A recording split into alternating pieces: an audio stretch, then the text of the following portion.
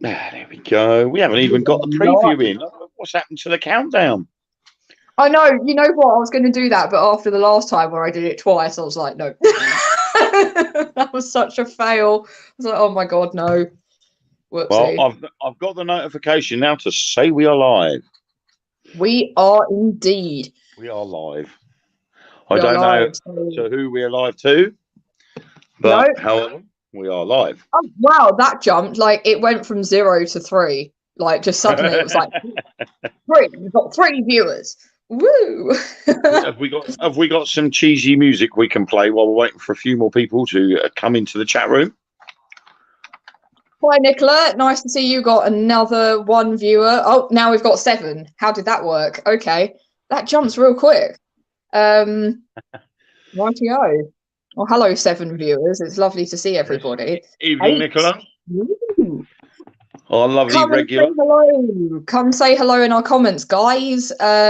Just to let you know, if you are new to this, there is a link that's at the bottom of the post at the top that will give you the opportunity to write your name, so then we know who you are, because otherwise you will just come up as Facebook viewer, and we won't know who you are. So yeah, sorry about that. Sam, did you say bottom at the top? I did. I said I said bottom of the post at the top, which I wouldn't. There's a blooper. Yep, there is. We have a blooper. I'm gonna have to do several more blooper videos just for the fact that I screw up so many times. It's not just you that screws up. Oh no! On the actual episodes, it's mainly Wayne. Yeah, it's mainly me that makes a mess. Anyway, good evening, everybody, and welcome to another little episode of Meet the Team: Truth Beyond Paranormal. And tonight we are going to be talking with our lovely director, Sam. It's another week and yet another live feed for us, so all's good.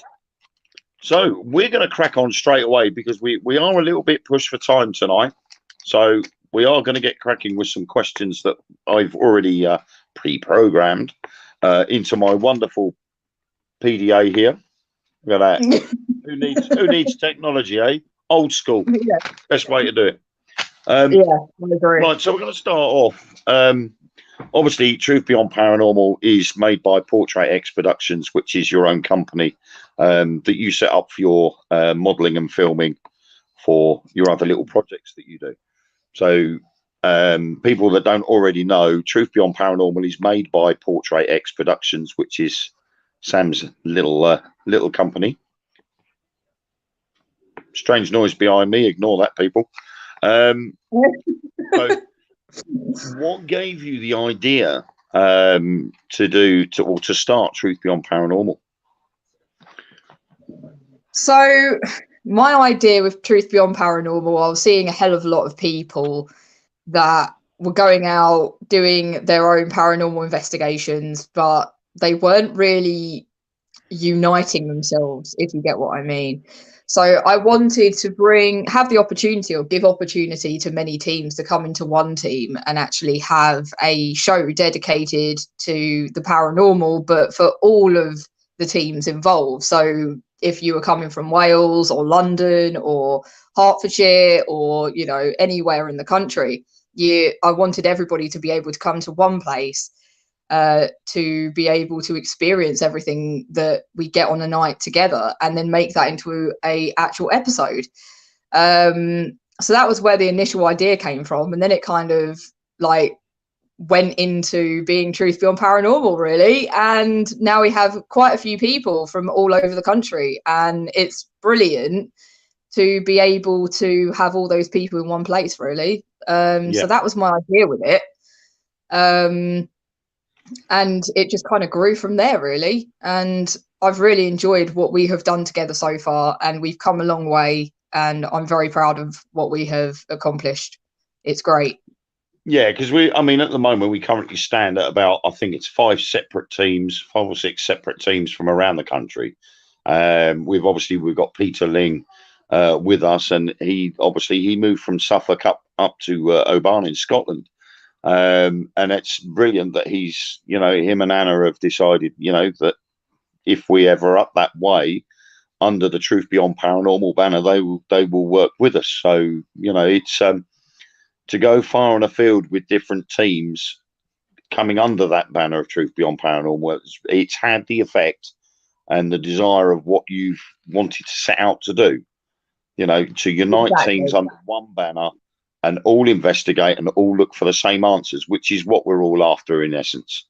So it's been quite handy. And obviously, some of the viewers would have seen that we've done live feeds remote from your living room style investigations. And they've worked. We've had two lives from remote investigations, and we've had results each time. So the plan to do that has worked, and we're going to keep doing that until obviously lockdown is finished and we can get back out there and start filming again, which is pretty cool. So having that para unity, I suppose, which a lot of people are slowly sort of walking away from. That they're all like, there's no such thing as para unity anymore. There is such a thing as para unity. It's down to your frame of mind. And if you disagree with the way other people are doing things or investigating, then you can't use the word para unity, because it's not. So that's it in a nutshell, basically, isn't it? So yeah. So obviously I think we're into our third year now, I think, isn't it, of Truth Beyond Paranormal? It's been 2 years, hasn't it? So we're starting our third year now. But how long have you been interested in the paranormal field? So when I first started, I was about 10 years old. And it's strange because it's kind of a very similar experience to what you have had yourself, Wayne. The reason why I got into the paranormal was when I saw my grandfather hovering above my bed. And I don't know who scared who, to be fair, more. I think I scared him more than he scared me, because I was like, oh God. And he kind of went away and then never came back, which is kind of sad. So I've never actually got to actually talk or meet him again. But my other grandfather, who has actually been on a couple of the investigations that I've done with TBP in the past, he was and is always still around me. So it's amazing to have people that are going to be there for you and guide you wherever you go. And that was kind of where it all started for me. And when I was about 16, I went to a psychic medium who taught me everything that I know within my psychic side as well. So she opened me up to be able to see, hear, sense the things that I sense now. So that is where I started, and it was a little bit intense to start with, but I have managed to be able to find a way of coping with it.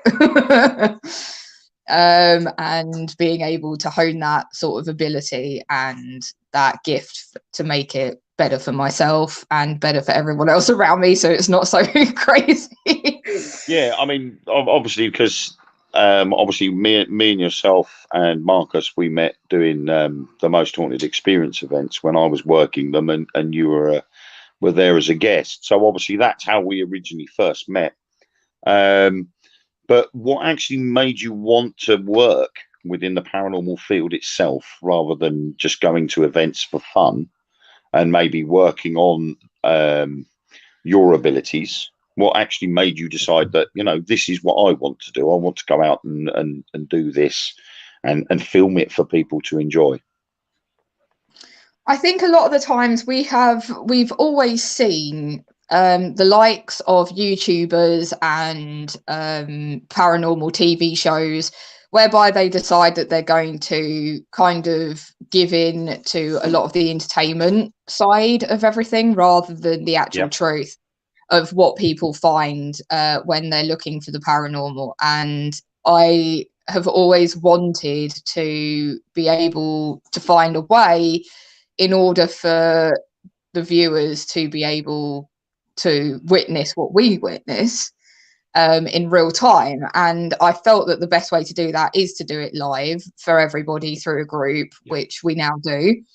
And the only possible way that you're going to get people to understand that you don't rig something or that you're not setting it all up is to be able to show them exactly what you're doing as you're doing it.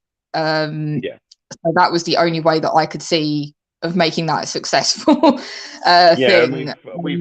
We've also taken that one step further as well, because me and yourselves and Marcus were talking, and we were sort of toying around with the idea of having one of the viewers, if we were in their area, actually inviting them along to one of our filming nights, and they come along as a guest so they can see what we do.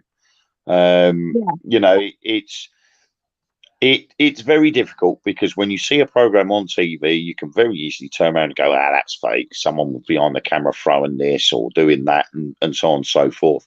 And that's why we eliminated all of that by having a live feed, because when you look at the episode, if you turn around and say, right, well, that bit's fake, then you can always refer to the live feed that was on the Facebook group, and you can watch the entire 3 or 4 hour footage and see what everybody's doing, see where everybody is. Like with our Dunnage episode, on the actual episode itself, we see Peter Ling's bag is hanging or teetering off the edge of a bench.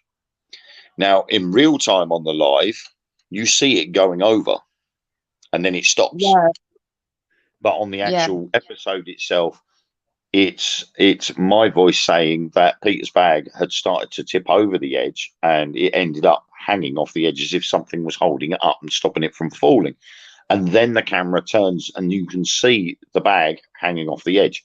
But on the live feed, we were all wondering what the hell was going on, because we actually watched it tip over. And I think with having a guest there with us as well increases that, and it allows that person then to say, well, they didn't do anything strange, but that happened. And it just eliminates that possibility. So it's weird. We've got Peter and Anna with us as well. So hi, Peter and Anna. Peter and Anna, these two are people from our team, and it's lovely to have them. If anybody else is watching and they would like to ask a question, feel free to ask it, and I'll read it out for Sam to reply for you. Yes, of course. If there's anything that you want to ask me while I'm here on my ones, just put it on the comments, and I will ask that question. Yeah, exactly. So, although in essence you haven't really been out investigating for that many years, to be honest. So we don't know how much equipment you've managed to accrue over the few years that you have been going out and investigating. But what is your favourite piece of equipment that you have used on an investigation? Honestly, from my personal perspective, I have really, really loved recently using Ouija boards. I love Ouija boards. I've always loved Ouija boards. I know it's something that people are a bit against or for. They either love it or they hate it, but I've loved communicating with Ouija boards in the past. And the reason why is because you do get some amazing responses back through Ouija boards if you do it the correct way, and if you do it with respect for the spirits on the other end. You will always get something come through that is going to be very interesting, and I absolutely love using Ouija boards. I know it's awful, but I do. It's not awful, and it's a common misconception by a lot of people that Ouija boards are a nasty thing. But people don't realise that if Ouija boards are used correctly, there is no issue with them whatsoever, providing you know how to open them and close them. And we've said it before, 9 times out of 10, it's because Hollywood has glamorized them in the wrong way, to sort of perceive that they're evil and they're nasty. So you know, it's common misconception, I'm afraid, you know, but they're not that bad. So, right, we've got Lucy has popped on and said, "What's your strangest paranormal experience?" That's taken one. That's taken one of my questions, Lucy. I'll let you know. Saves me asking it. Yeah, so it saves Wayne having to ask that question. So well done, Lucy. Thank you very much. So my strangest paranormal experience, Lucy, and for the lovely 7 viewers that are watching, thank you guys, by the way, was actually at my lovely old haunted Victorian house of Lockett Road. Even the name just sounds haunted, to be fair. Lockett Road. And I was with Mark and we were sleeping downstairs because for some reason I hated my bedroom at the time. There was something going on in my bedroom that I didn't like. So we were sleeping downstairs in our back room, in our back lounge. And we had a burner that was burning some incense. And we had put that out ready to go to sleep. And then we were woken about 2 hours later by the smell of smoke. Both me and Mark woke up at the same time, which was very strange because Mark is not a light sleeper either. So he woke up first and woke me up, and then I was like, what the hell is this? Like, what's going on? And we just literally just sat there for about 5 minutes just watching this thing go up in flames. And the whole thing, I kid you not, guys, was literally on fire. So the whole burner itself was on fire, but we couldn't understand because there was no candle anymore inside the burner. So it was just on fire for no reason, and we're just like, cool, this is a good time. And I got up, and Mark got up after me, and we went towards the burning, flaming torch, and and we just stood there, just watching it, and it just grew and grew, and it engulfed the table, and it engulfed the floor, so the carpet, and it went all the way up to the ceiling, and was touching the ceiling. And everything was inside this damn flame. Like, we had the couch in it, the curtains in it, and I was literally just thinking, the only thing I was thinking is my mum's going to bloody kill me because she's upstairs. So there I was banging on the ceiling, like calling for my mum, like, come help us. I'm actually going to die tonight. Like, this is not good. She says the next day she didn't hear anything. And I was like really going for it with a bloody broom, like, ah! And she didn't hear me. But we also couldn't open any of the doors. Now, my doors in that place never locked because it was such an old place. None of the doors in the place locked apart from the ones that lead to the outside. Yeah. So we couldn't open the doors, and we're trying desperately to open the back door to put this thing outside. And after about 10 minutes, it opened on its own.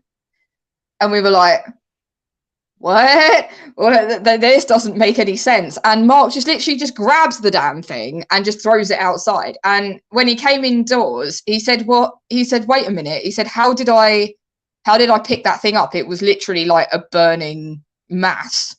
He's like, surely that would have been too hot for me to pick up. So he was like, I don't understand. But after all of this, both me and him just went back to bed. So he just went back to sleep like nothing happened. Woke up the next day, and he literally turns to me and says, hey, you know what, Sam, I had the weirdest dream last night. And he starts going on about it, and I was like, Mark, that was real. That actually happened. And he was like, nah, no, it didn't. And we looked at the table, and there is what looks like an arrow shape that has been burnt into the wood that literally pointed right between where me and Mark were sleeping. Yeah. And it was like a distinctive arrow that was just pointing towards us.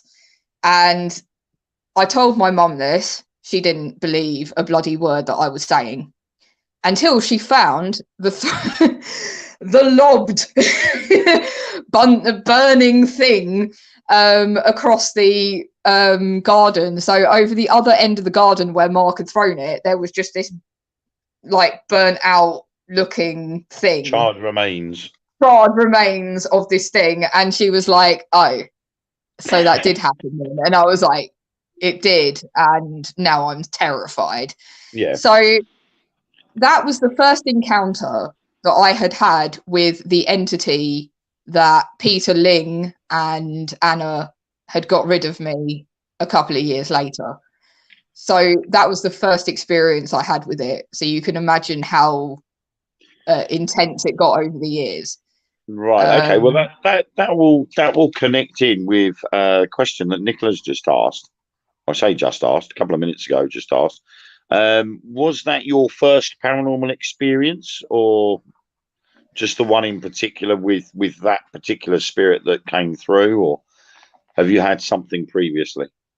I have had something previously, not as intense as that, of course. I mean, that was my first poltergeist sort of style activity I think I've witnessed.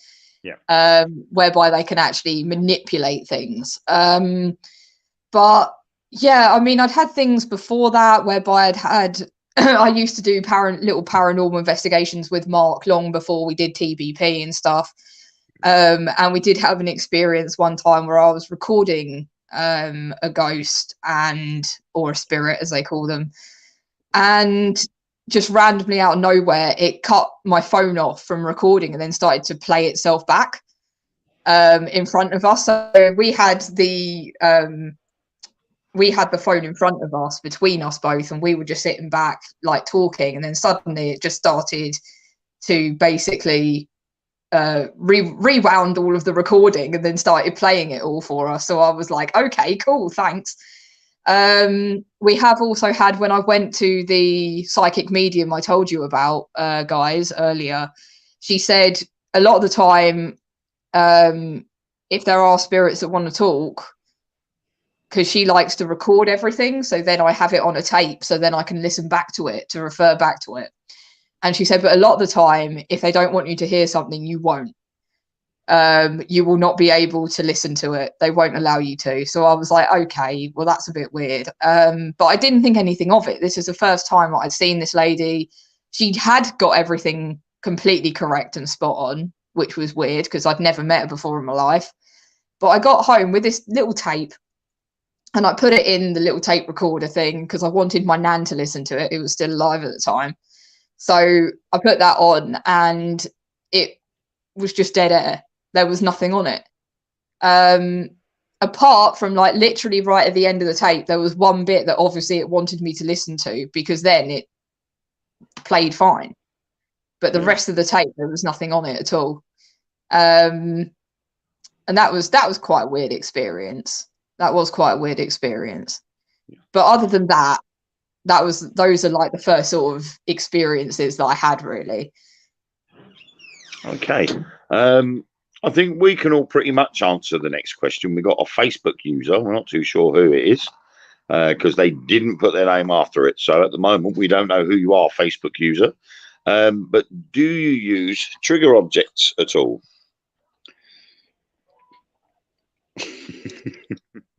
I mean, I try my hardest to use trigger objects. When I do my paranormal investigations with TBP or I do them on my own, what I tend to like to do is I set up like little things, like whether it's going to be a pendulum or whether it's going to be, I don't know, freaking, like sometimes I've used my unicorn and stuff like that because we've got kid ghosts here. So I'll put my unicorn on the floor and see if it moves, or, you know, draw around an object or something and then say, you know, do you want to move this for me? Which usually they don't. But I've had it a couple of times whereby my unicorn has moved on its own, and then I can't find it, and then I find it in some weird place like the fridge or something. I've had that a couple of times where they've just put it in the fridge, and I'm like, cool, that's a thing now. Okie dokes. Obviously, my unicorn needs to be cooled down or something. I don't know. So yeah, I've done things with trigger objects in the past. I just tend myself, I really, really love to go for things whereby we get a little bit more back from people. So if it be, I say people, spirits, if it be like a spirit box or a Ouija board session, or even down to like EVP recordings, you know, things like that, I much prefer doing things that way. Or even just calling out. I mean, we had that the other night on live with Adam, whereby we literally just called out one time and then he started doing some weird taps. So we got some pretty cool stuff just from literally just sitting there doing nothing. Yeah, you know? and I think in general with trigger objects, a lot of people they will invest money in technological wizardry. You know, they go with these little motion sensor boxes with a ball in the middle and set the alarm on it, and if the ball moves, then the alarm goes off, and things like that. And I say to people, you know, a trigger object can be anything. I mean, we use it ourselves. We have, like we say, the pendulums. You can even have the planchette sitting on a Ouija board in a locked off room, becomes a trigger object. We've got the Korean bell and the normal hanging bell that, to be honest, the bell that I use has come from a rabbit hutch. Yeah. You know. Oh, so I didn't know that. There I was putting it up in the old Red Lion Hotel. I'm using a rabbit hutch bell, just like. It literally, you hang it in a rabbit hutch and the rabbits all hit it with their ears or their faces or their paws or whatever. It is just literally like with the cat flashing balls. But if you set that bell up and you let it to hang free, and you can use that as a trigger object to ask the spirit to move that bell and make it ring. So, and it works. Yeah, every time. Trigger object is. Even if you get a £2 coin or whatever out of your pocket and put it around a 50p piece and draw a ring around it, and then see if that 50p piece moves on the paper. You know, you go off, come back an hour later and see if it's moved. That's a trigger object, and it doesn't matter what it's made of. So it does work. So we got Mick has now asked, where has been your favourite location you've investigated? Oh man, that's a hard one. I personally think that we got. I know a lot of. Okay, I've got a couple to be fair, but I think we got a hell of a lot of really awesome EVP stuff from Rougham Control Tower. I think that's still one of the best ones that we've done to date. Because of the EVPs we got back. I mean, we've got people talking, we've got people whispering, we've got whistles doing a whistling tune, which I've never heard before when I've been investigating. And we even got bomber planes going over that you could clearly hear. We had a woman screaming. We had a horn going off for no reason whatsoever that just scared everybody. So yeah, we got a load of stuff that night that I was really, really impressed by. I think my other paranormal experience, like location that I've done that I've really, really enjoyed a hell of a lot, must have been London Dungeons was a good one, but only at the end of the night, because that's where Mark left me for dead, basically, bless him, when we heard a child laughing behind us. So I think those two have been probably on my most interesting ones that I've actually been to date, just from those two experiences that I had. But honestly, everywhere where TB there, who are we? TVP have been to, there, that's all, folks. Literally everywhere we've been to, there has been at least one or two things that have happened, I think personally, that have been really good. Yeah, and we've had quite a few moments where we've sort of like scratched our head as if to say, what the hell was that? And sort of like gone, hang on a minute, well, hang on, we're all here, so what was that? And then obviously, I mean, it's like I say to people, I'm a scientific believer. I believe in the spirit world, but I would like to look at what created that. And so therefore we all start asking those questions. And when something happens that you don't understand, you know, it sort of does confuse you. Before we go on to Joe's, hi Joe, Nicola asked what is your favourite piece of equipment? I think you did mention you are about Ouija board. Yeah, like I love Ouija boards. I love anything where you can get better communication from a spirit. So even down to like the glass work that me and Mark did the other night, I love the fact that you can get a glass moving just through literal energy. I love that. It's a great Yeah. experience, and you can actually feel it within the glass itself. That is not something which is to be poo-pooed, because you got to be there to understand it, really.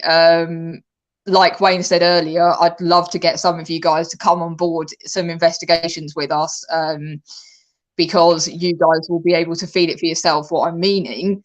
But you can literally feel like the glass is going to literally lift from energy within that glass. You can feel it lifting, like it wants to move, and it's like this urge that it has to just start doing this. It's really weird.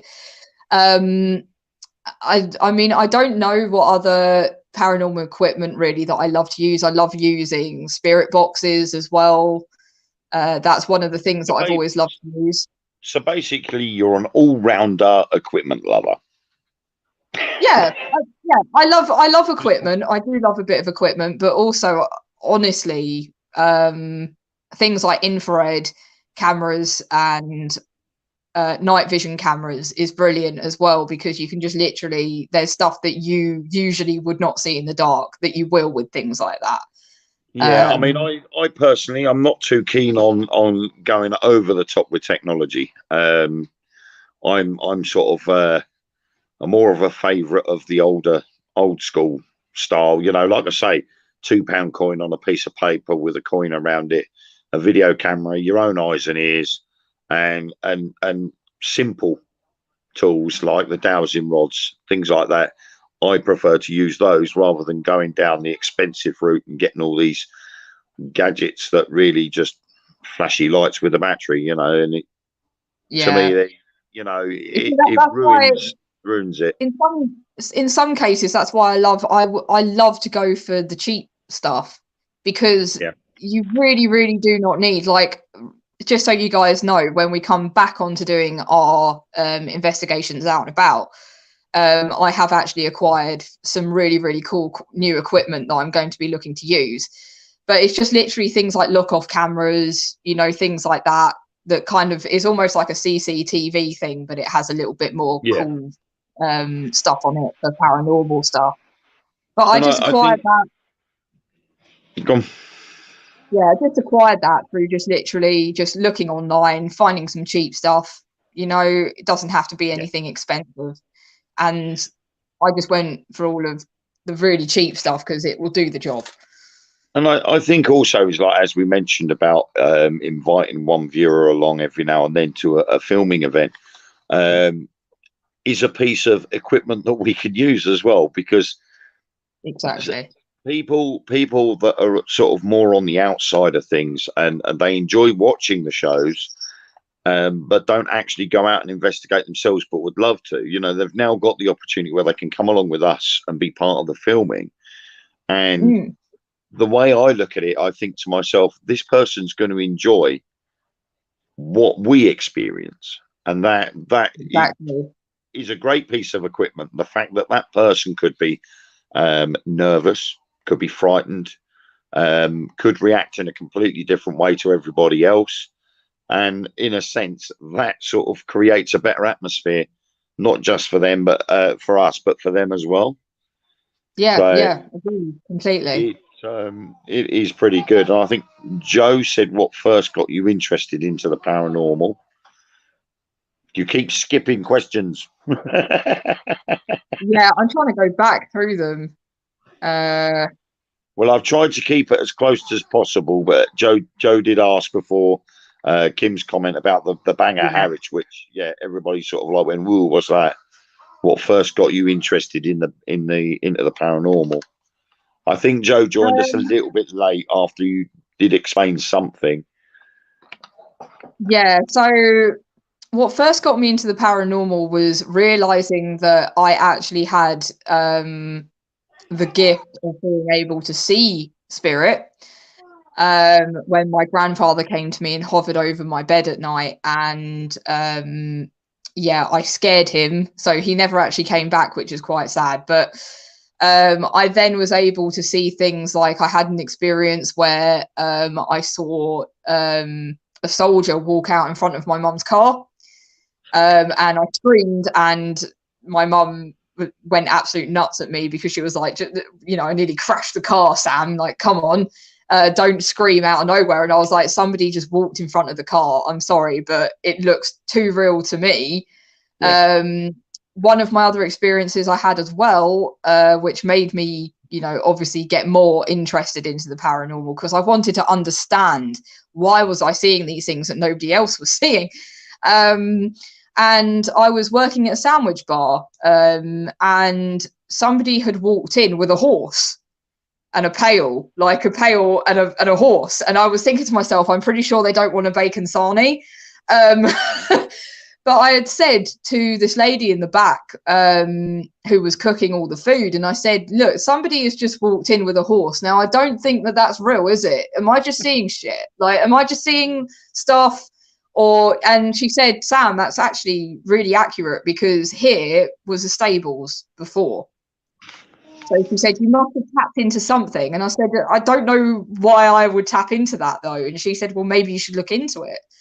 And that's when I started to look into it more. And I saw a psychic, a lady, who basically said, yeah, you've got the gift. You're able to see it. You're able to sense it.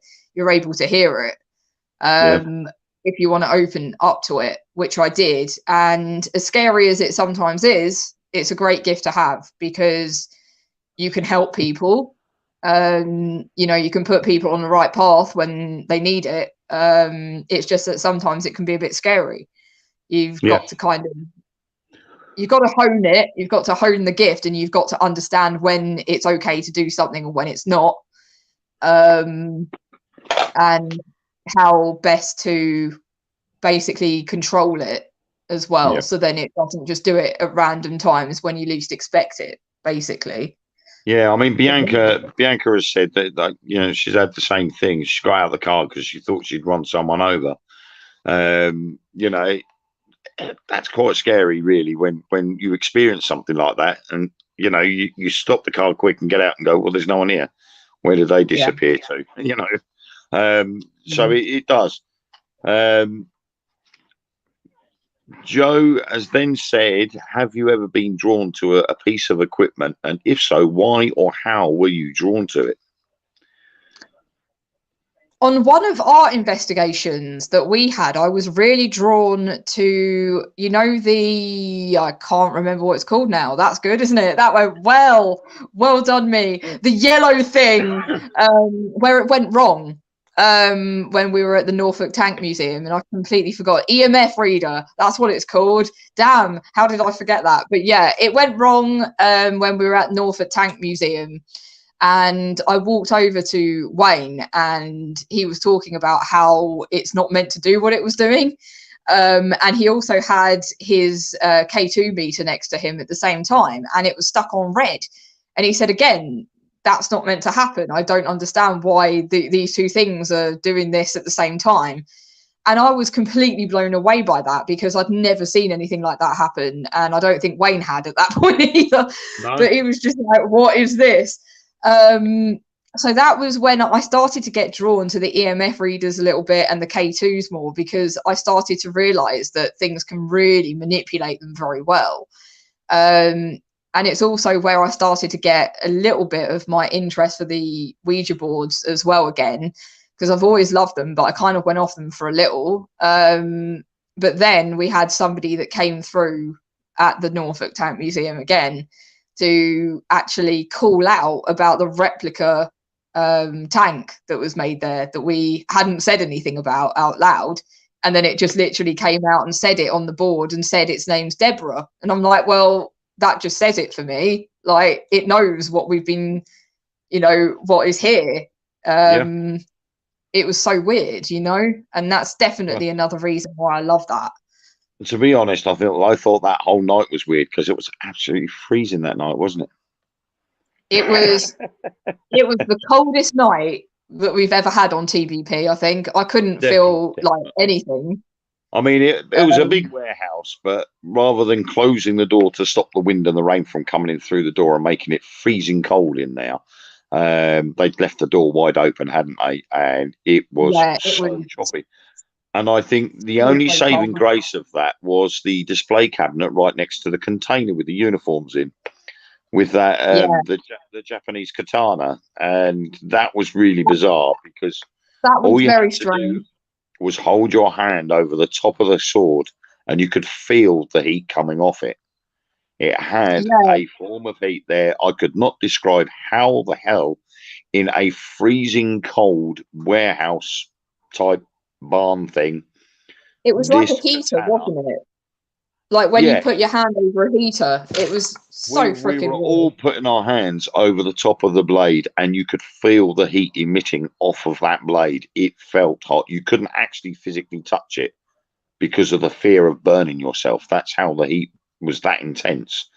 Yeah, And of course, when it was that cold, there is no way that should have done that. And of course, like we say, with the K2 meter being stuck on red, the only time it would do that, there's only two occasions when it could possibly fault like that. And that's if there's a loose wire or the battery is dying.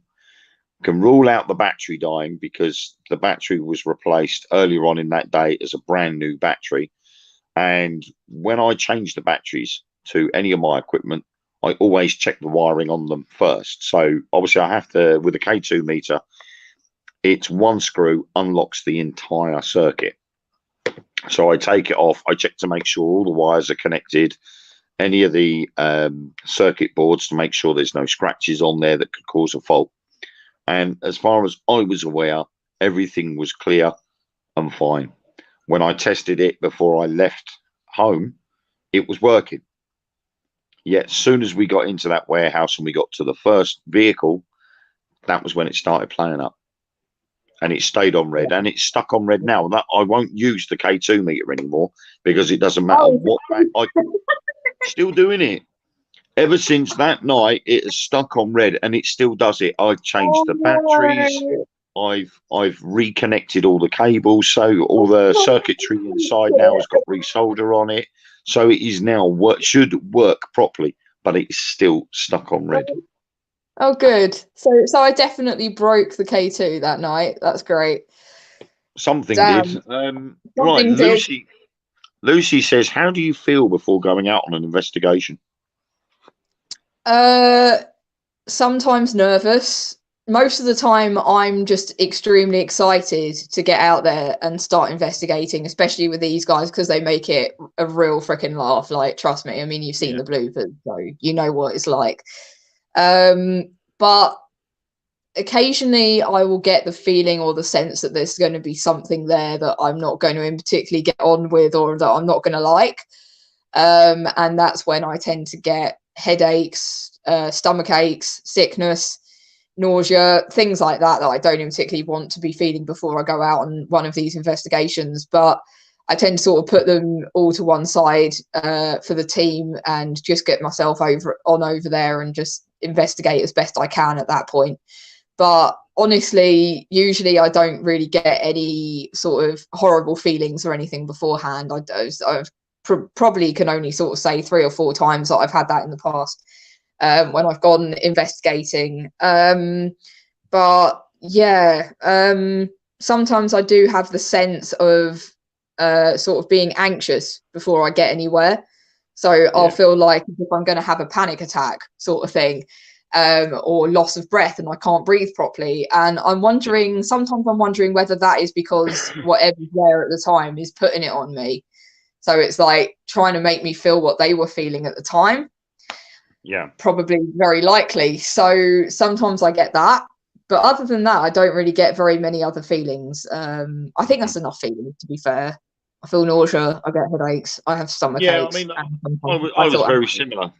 You know, when I first started doing, working on the public event side of things, I was absolutely pooping myself about meeting the guests. I was more yeah, nervous about meeting the guests than I was actually going out on the investigation itself. And yeah, I think yeah. sometimes that is part and parcel of it. You're not going to escape it. You're going to get guests there, and you're like, well, some of these people I've never met before, but they've booked to come with us, and so you've got to smile. And I think with me, when I was working on running my coach company, if I was out driving that vehicle, I had to put on a smile regardless. And they could be talking the biggest crack of rubbish going.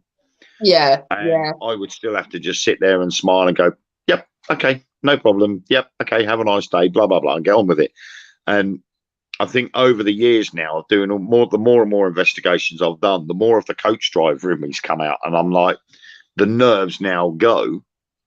And I'm not as nervous anymore about meeting people on the events. And it's strange, but it's very humbling that when you get there, you've got your guests there and they're all saying, oh, hello, blah, blah, blah. And you get talking to them and everything else. And that nerves goes. And then you end up going, right, okay, we're about to go out on the investigation now. Where shall we start? And for us, we know where the hot spots are. Yeah. And that can be where that is practically the only other time I've sort of felt nervous as such. So yeah. Then we have Joe again with, if you could make any piece of equipment, what would you make and what would you use it for? Holy hell. That's a good one, Joe. Like, Very I'm good not question. like I'm not a maker by any means when it comes to equipment. That is for certain. My D&T projects would say otherwise, that I'm good at that. I'm really not. That's why I got a C in it. So I think I would probably make something whereby I could create a portal into another realm to be able to actually make communication, or a hologram. Star Trek. Yeah, like I would make something where you could actually make a hologram of a spirit actually appear in front of you, so you can actually talk to them properly instead of using a board. I think that's what I do. I don't know how I do it, but I do that. Well, the thing is I've been doing a lot of research over the last week or so for various UFO projects that I've been looking up.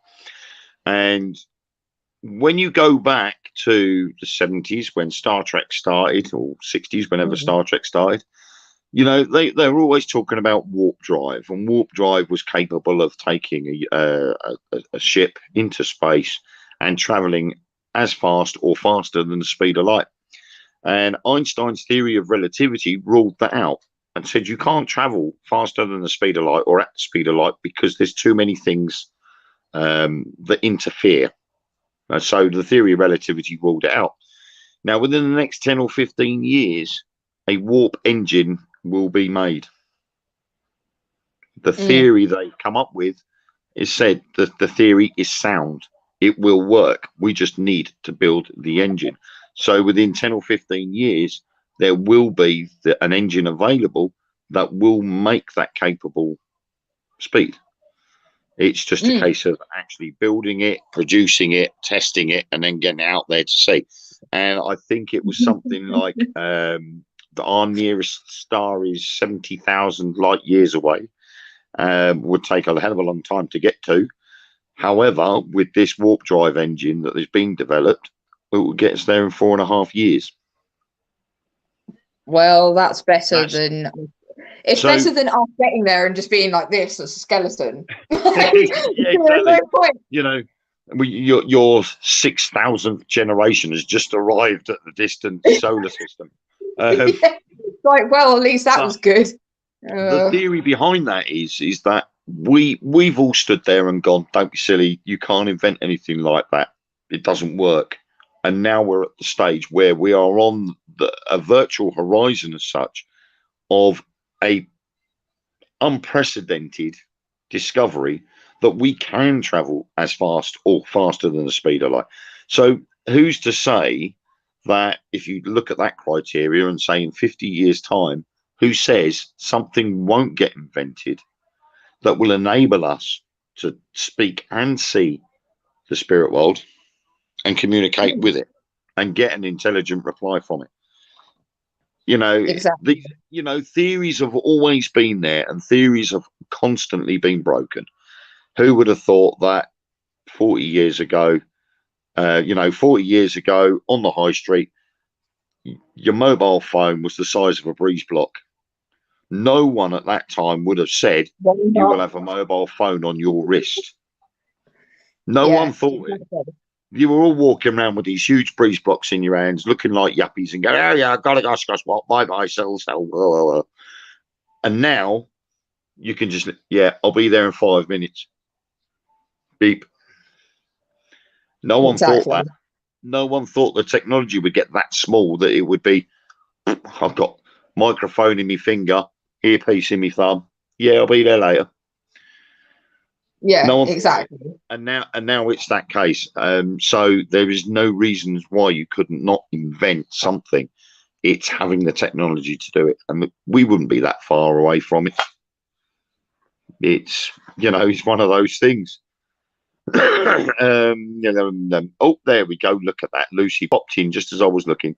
How do spirits appear to you? I like that question. There's multiple different ways. I will only go into a couple of them because otherwise we'll be here all night. Yeah, exactly. It just comes in wearing a freaking top hat and like a cane, like, woo, hello guys. Jazz hands. Yeah, completely agree. It has to be. Is there anybody there? Hello. Oh God. Oh. We're like, right, regain consciousness. It will be fine. Don't worry, guys. We are not lockdown has not treated us well. So, when we go back out, we'll be so happy.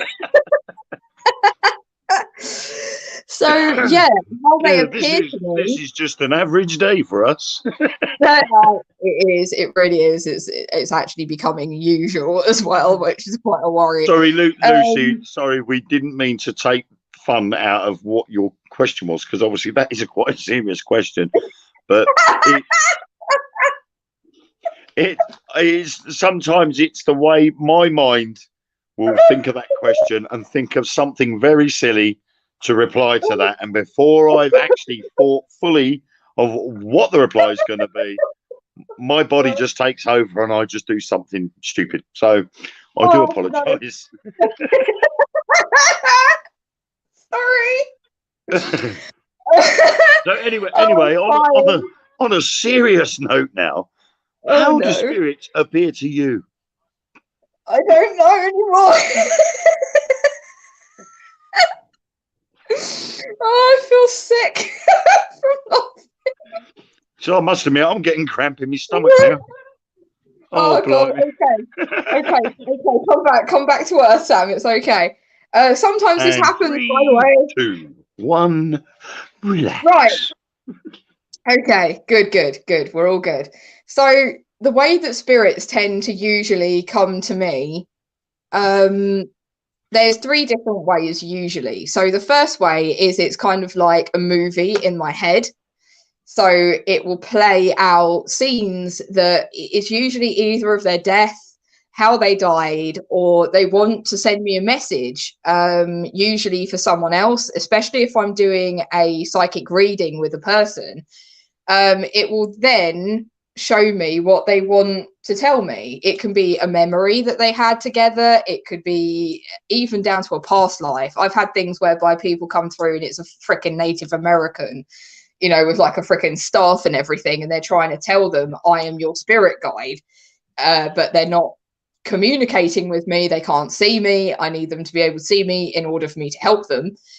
And so sometimes they will come to me and it will be through my mind's eye, what I actually call my third eye, which opens up and shows a lot of what I see.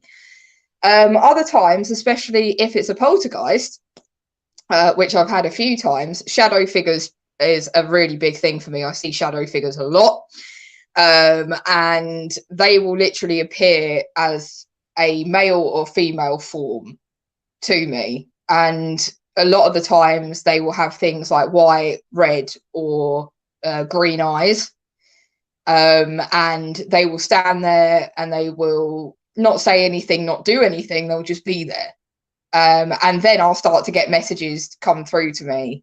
The third one that I get, which is probably the one that I get least of all, is sometimes I will have actual entities show themselves to me as they were when they were living. So, like, for instance, the soldier that I saw in front of my mum's car was one of them. So that looked like it was a real person. I've had it whereby a little boy came up. I know this sounds really weird. Came up at the bottom of my bath water at Lockett Road at my old house and just like rose out of the bath water at the bottom where my feet were. I had that a couple of times. And I've also seen spirits, like I've seen Adam that's been here with us for a long time. This is where he just appears out of nowhere and I'm like, no, Adam, nah.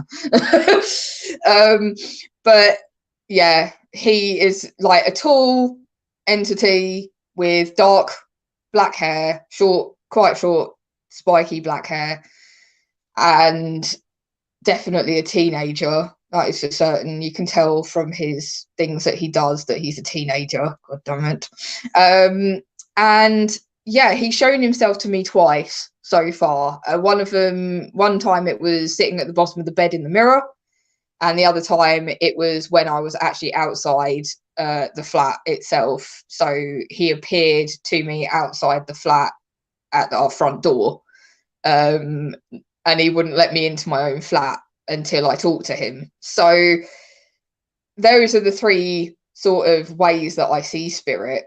And it's a very strange thing because they all have their own sort of individual things that they do, to me specifically. So when it's seeing it through my third eye, I get the sense of loads of tingling all over my body and I go completely freezing cold.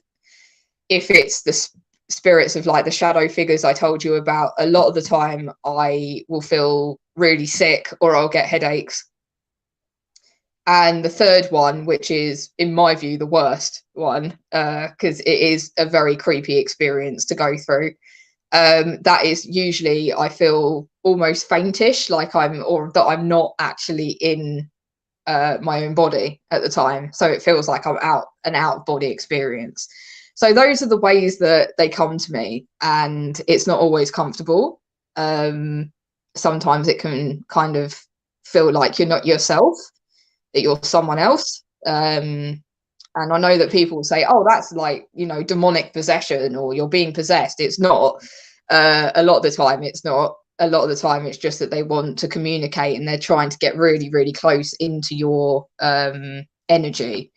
So yeah, that is what I feel. And I think the third one you mentioned there is sort of very similar or more like a form of astral projection, where your spirit or your soul has actually left your physical and has gained entry into the spirit realm, and you're confronted with its inhabitants.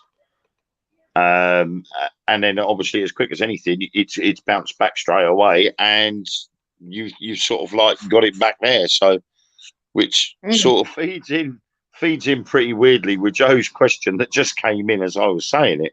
Have you ever astral projected or done lucid dreaming?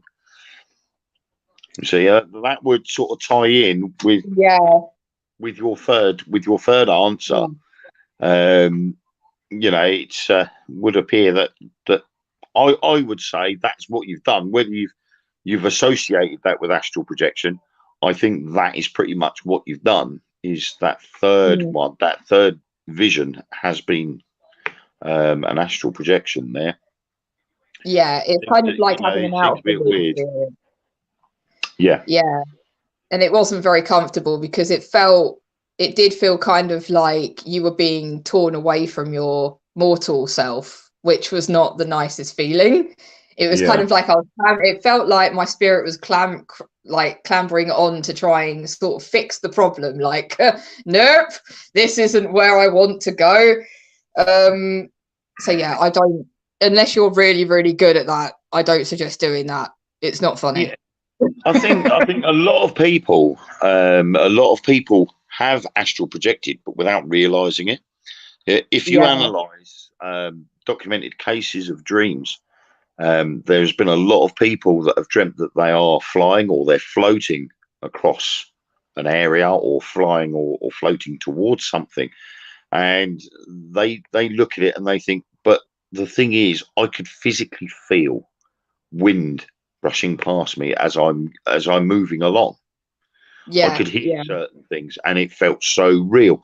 A lot of people, when they have dreams, they sort of they can remember what the dreams were, roughly some of the details, but not picture perfect or sound perfect, or the senses don't qualify so much in a dream state.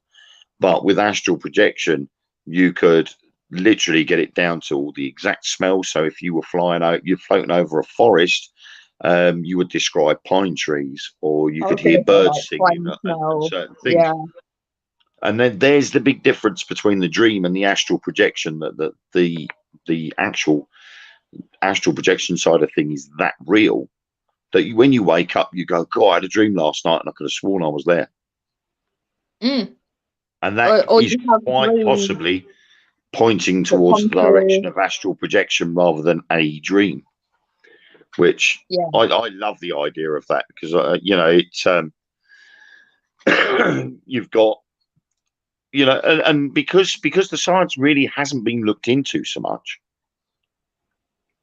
no one knows yet. You've only got the people that believe in the spirit world and believe in things like astral projection and that will turn around and go, that's what you've been experiencing. You've been experiencing astral projection. You've just thought it was a very vivid dream.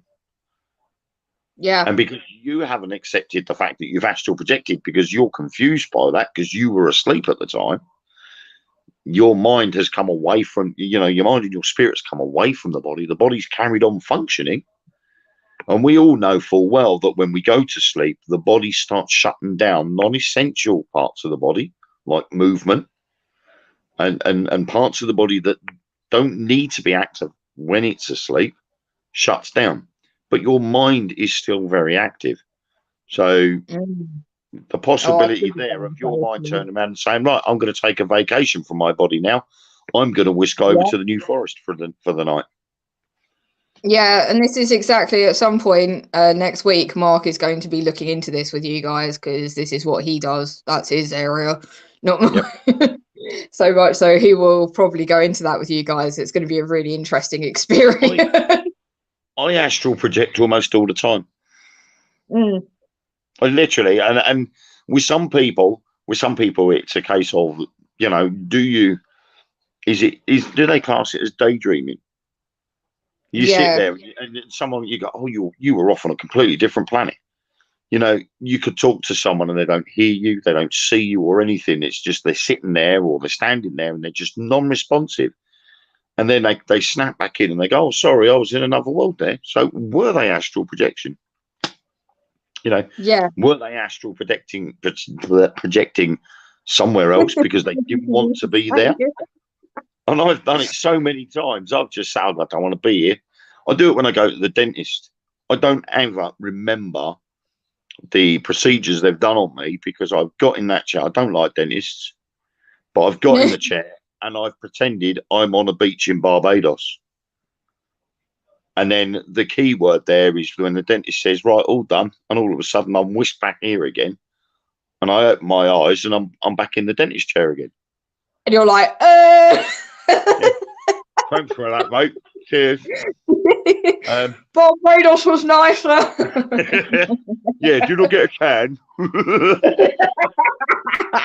Oh, didn't get a can. That's a bummer. Well,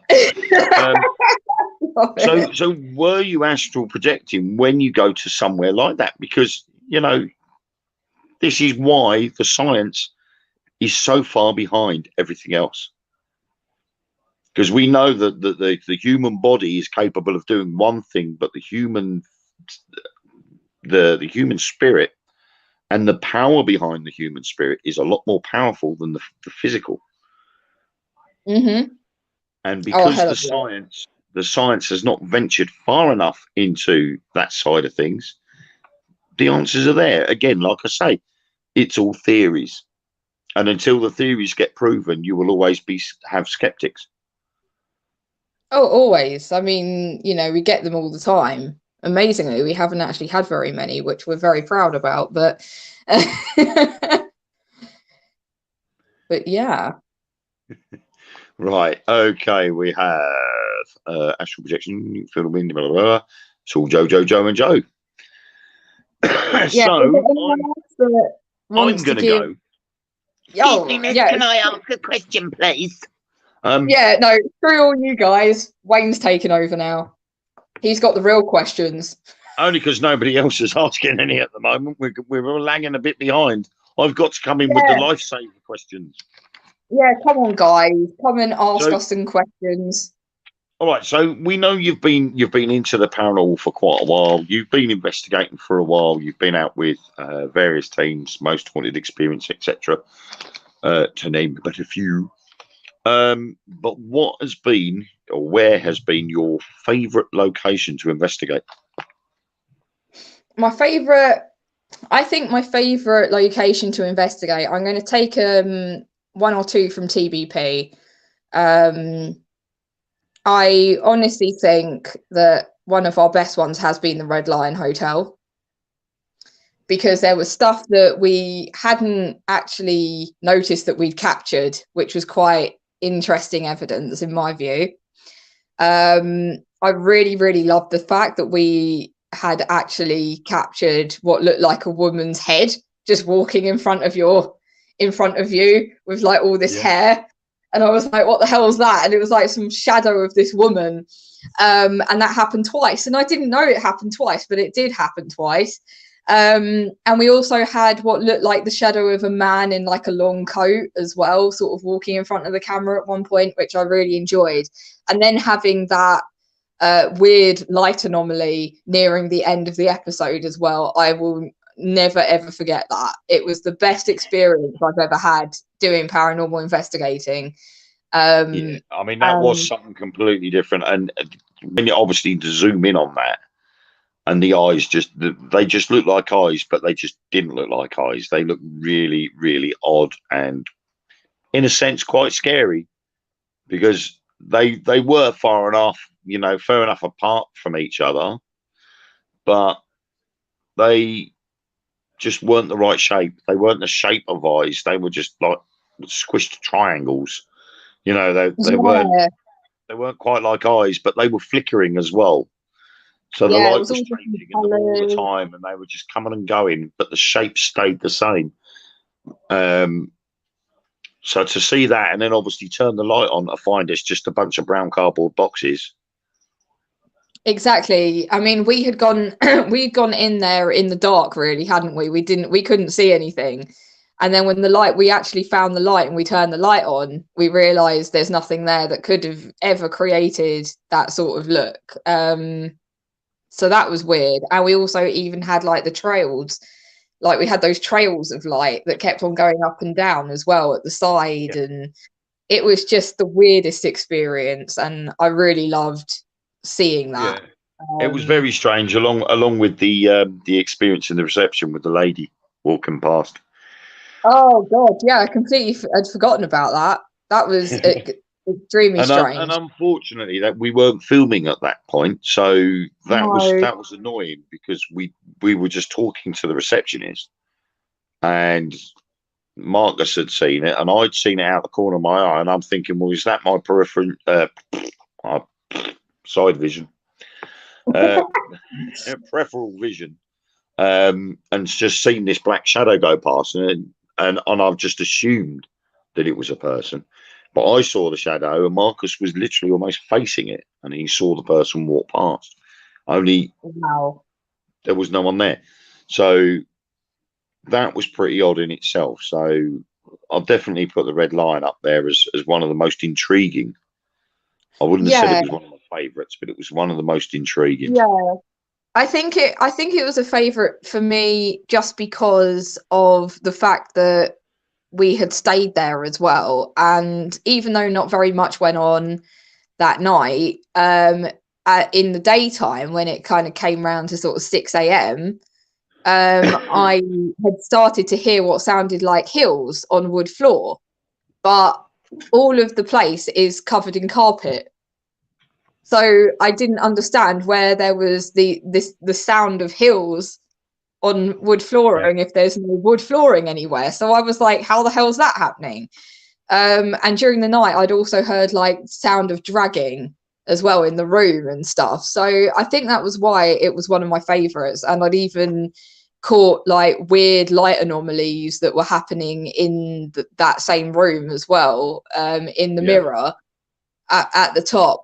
There was like these weird flashes of light in like sort of like it was the same sort of like triangle shape, but with 3 different dots of light. So they would just kind of go off just randomly, and then they'd go away, and then I'd ask for it to come back and it would.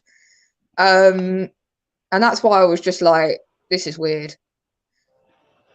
Right, so Facebook user, could that be why you sometimes pick up people that are asleep on Ouija boards that are actually astral projected? Again, that could be. Oh, and then it's gone. Hate to miss out, but have to go. Thanks, Sam Wayne. Bye, everyone. Okay, bye, Facebook user. But yeah, again, that is a possible. It is a possible theory, which again, no one really has sort of looked into as such. But could people that come through on Ouija boards and on spirit boxes and various investigating equipment, could they actually be people that are astral projecting, people that are asleep? You know, it's something that would have to be looked into. We know, you know, people that will always believe in the spirit world and ghosts as being part of the deceased. The question is then well, why would they know somebody, you know, why would they pretend to be somebody that is dead if they are just someone that's asleep and astral projected? But it could tie in with those that don't realize they're dead. Yeah, it could just be that they think that they're asleep. Yeah. Someone that's a spirit that comes through that thinks they're still alive could be somebody that is asleep and astral projecting, and that's what's convinced them that they're still alive. But again, it's something that would have to be researched, and it's very difficult whether that would work or not. Right, so Lucy, where do you want to investigate next once lockdown is over? Lucy, you're spot on tonight. You keep beating me to my questions. I love it. Beat me to my questions. Good. Maybe she's a psychic and she doesn't know it yet. Like so obviously, as obviously Lucy says, where do you want to investigate once lockdown is over? So I did not get the chance because I was a bit of a twat, to be fair. Sorry, I'm going to say it out as it is. Like, I was a bit of an idiot, and I double booked myself on a photo shoot. What's that? On a photo shoot. A photo shoot. Is that a bit like a futon? Yeah, it's just me shooting the futon at the end of my feet. Like that would be a pretty crap freaking photo shoot. That would be. To be honest, Sam, I cannot picture you standing there in a furniture store, calling out to a futon and going, "That's it, just stretch a little bit further. That's it, lovely. Thank you very much. Can you just ruffle the edges just a little bit? There we go, lovely. Thank you." I can imagine it now, and yeah, it's a possibility. This may be like an extra thing that may have to happen on TBP just for giggles now. Poor bloke in Benson's for Beds or whatever they call it. It's probably going, what the hell's going on? She's taking photos of that futon and asking it to stretch out and move its arms and ruffles, and thinking you've lost it. I'm starting to think I've lost it. I'm not quite right in the head. That's what it is. And every time that Lucy says anything, we just end up talking about crap. Sorry, I'm so sorry, Lucy. But yeah, I honestly think, like, it was really annoying because of the fact that I didn't get to do Dunnage. So I am so psyched that we are going back to do Dunnage as a revisited episode, especially because of after lockdown. It's just going to be such a cool investigation to be able for me and Mark to experience hopefully some of the stuff that these guys did and confirm that that is what they saw. So I'm really looking forward to Dunnage. We're doing another investigation as well that's going to be at this flat before we move out, because we're moving in the next couple of months. So that's going to be really cool as well to be able to come back here. And I'm looking to hopefully have possibly our remote paranormal investigator of our team, Peter, to stay here at the flat live with you guys while... If you guys heard that, I don't know what that was, but yeah, we'll just go on past that. It's one of the cats. It wasn't, because they're both with me. Hello. So that was weird. I know what it is. You've stacked your dishes up wrong. Oh, if it is, that'd be really annoying because I need those plates. In a sense, that's what it sounded like to me, was something like on the draining board that you've put on there, and it hasn't been quite teetering in the right place, and it's just nudged and dropped into place.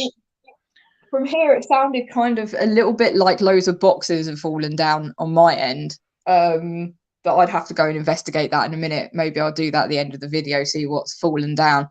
But yeah, both of the cats are here with me on the floor underneath the table, so that's a bit weird. But yeah, anyway. Yep. So I would love to. I'm looking forward to going there. I'm looking forward to doing our flat again. I'm going to have hopefully Peter, Ling, and Anna in this room, calling out to "fuck's sake, what are you sorry? So sorry, guys." They are basically throwing things around my rooms at the moment as we're speaking. So that's probably Adam. You reckon that's Adam? I think it's Adam. Adam wants to jump in on the live feed. If that's you, Adam, do you throw around some things again so we know it's you? Yeah, you probably want to say hello. Sorry, guys. So yeah, now you've just got that on live of me saying the F word yet again. I'm sorry. But yeah, so doing the investigation here is going to be cool. We're going to have Peter, like I said, doing he's going to stay in this room, calling out to Adam. Now I've said that, calling out to Adam and Sarah, the little girl, as well. So we're going to do that here while me, Wayne, and the rest of the group are going to go investigating outside in the haunted forests and the fields here. And then we'll swap it on round. Although I can't swap it on round. I can't just leave my phone in the forest with Peter. Could you imagine? That'd be hilarious. Yeah, my phone gets stolen and all you hear is Peter go, "Oi, you put that back! Oi, that's Sam's phone." Oh God, that would just be hilarious. Yeah, so that's what I'm looking forward to the most when we get back to doing our investigating, as well as hopefully I'm going to have a few abandoned locations for us for the rest of the year. So you never know. So you wouldn't say the biggest thing you're looking forward to about going back to filming is actually being with the team again. Well, yeah. You're fired. Okay. I'm going to do a Piers Morgan and I'm going to steam off now. That's it. I've had enough. You're not interested in being with the guys. I'm going bye. Cheerio. Yeah, I was going to say, because I think everybody so far has said that they're looking forward to getting back to being with the team all together. And for me, I don't think I have to say it because I enjoy being with these guys. Yeah, I enjoy being with these guys more than I enjoy most things in life. So yeah, it's you know, it's a real family environment. It's a real friendship circle that we have here. So I feel like one of the best parts of the whole experience is being able to do it with people that you enjoy being with. Yeah, I think that is probably. I mean, I think it's going to sort of. Like you say, it's something that speaks for itself. You know, when we've all gotten on so well, and it, you know, we've all gelled, and we've got on so well with each other now that you know, it sort of doesn't make any difference to us anymore. It's literally just like family, isn't it? Yeah, exactly. Okay, we have. Have you ever taken a spirit home with you from places you have visited? Can I answer this one? Because I've got a witty answer. Yes, go for it. Nothing can go home with you because otherwise places wouldn't be haunted. Yeah. So Yeah, I mean, you can get something attached to you, but I'll let you yeah, answer that. it's very rare to get it. It's very rare. It seems very annoying for me because, as Anna and Peter know very well, if you guys are still watching, they'll probably say, "Yep, that's true." I'm the type of person that is like a freaking spiritual sponge. So they will literally just walk around with me and I won't even bloody notice. And then I'll get home and be like, oh, why are all of my pots and pans flying through the air? Oh, that's why, because I've brought home the whole freaking like football team that died in this place or something really ridiculous like that. So yeah, you just got to be a bit careful when it comes down to taking things home with you if you are like a spiritual sponge like me. But I have taken home, oh God, Peter Ling, if you're here, can you please tell me that little girl's name again that you picked up on the other night, because I can't remember her name. But I have picked up, so the other Peter Fox, who we call Foxy, has said you've got a girl that's come home from one of your photo shoots. And I was like, well, that's just bloody brilliant, isn't it? I haven't even gone to do a paranormal investigation and come home with something anyway. And... And apparently the other Peter says that I've brought home another little girl. So there's lots of little girls here that I have brought home with me. I have a feeling that they probably connect to me because I'm a bit childish and strange. And they just are like, hey, she looks like fun. We'll go home with her. Yeah, but I mean, the thing is like I've said previously on lives that, you know, I've had a spirit that's attached itself to me. Only it's because, according to a medium that visited my property, I'm supposed to be her dead husband, and I died in Dunkirk in the evacuation of the beaches. And now, as a result, the both times I've moved since going to that house, she has come with me. So that basically means now that that house is no longer haunted. Because oh, like literally, it's like, well, it was haunted. You're like, well, it was haunted when I was there. Oh shit, she's here. Yeah. Because I'm supposed to be her dead husband. She's now attached herself to me for a reason. But in general, it's very rare that spirits do follow you home, because most people, when they go out on investigations, they'll either have the spell of protection done, or they're shielded via courts or whatever they have on them. So it's unusual for spirits to come back with you to your property. But if they do, then they can be moved on quite easily. But sometimes you don't know that they're there. Sometimes they just stay with you because they're comfortable being with you. And you may get that euphoric feeling that they're there. Which could be an indicator that they're actually with you or doing something. So, you know, obviously, if they don't want to be there, then you can move them on. So, what we got here? Have you ever had a vibe from Mark, either on an investigation or just while sitting down? I mean, other than the usual vibes that I get from Mark, which is usually just stubborn old bastard that doesn't want to say or do anything. But yes, yes, I have had vibes from Mark. So sometimes Mark will occasionally go into like a trance-like state and he will stop talking completely. Sometimes he has had things whereby it's literally as if there's been a spirit that's come through him.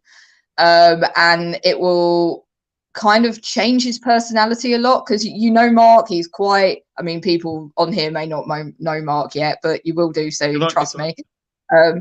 Yeah, night Nicola, it's lovely to see you. What the hell was that? Wow, that was an epic fail. Good to see you, Nicola.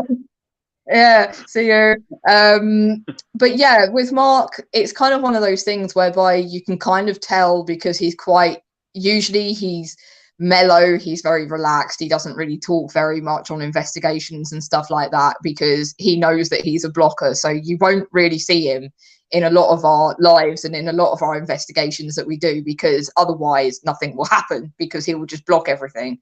But sometimes he will randomly get something whereby his whole personality just changes suddenly out of nowhere.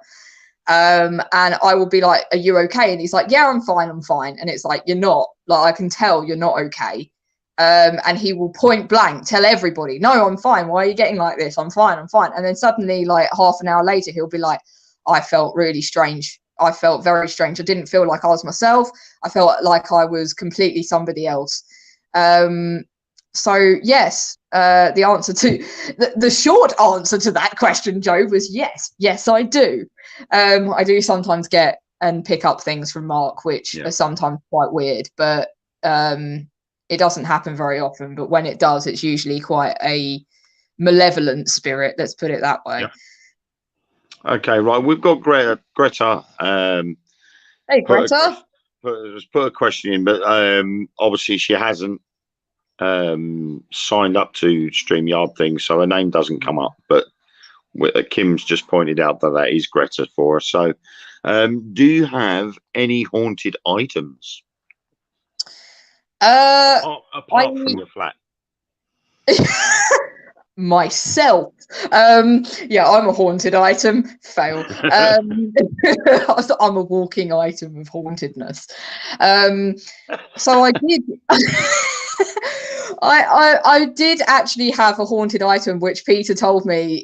Like literally, we were sitting here, and I was like, "Oh, there's something going on in my flat. I'm not happy. I'm depressed all the time." One of the things that I don't usually go into, but a few years ago, before I had my surgery, I did actually try to commit suicide, which is not something that anybody knows. And that was down to this individual spirit, which I won't say the name of, and I won't talk about too much because otherwise it can bring the thing back.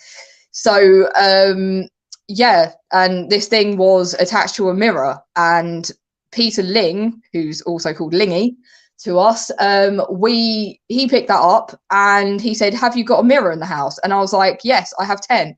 He was like, no, not those mirrors, not the mirrors that are just in the flat, the one that you brought home. And I was like, I haven't brought any mirrors home. And then I was like, oh no, wait, I did, and I'm an idiot because it was from an antique store, and then I used it for a photo shoot. And then I realized that this entity has actually been attached to that mirror for quite a long time. So yeah, I basically had 2 really nasty, horrible, demented spirits working against one another in my flat. So yeah, not good. So that was something that I had. We got rid of that pretty sharply after that. And yeah, and that was actually the mirror, the exact mirror that Kim will remember and Peter Fox and Wayne will remember using in our flat, in our investigation. And yeah, we definitely had some weird and wonderful stuff happen. Yeah, because we had Kim was standing behind you at one point, and yeah. I was looking, and I turned and looked in the mirror, and for the best part of 1.5 to 2 minutes, Kim's face actually looked like a skull, and then very slowly morphed into Kim's face. And I'm standing there going, I'm sure that was definitely a skull. I could see a skull clearly, and then it turned back into Kim. And yeah, Kim wasn't really moving.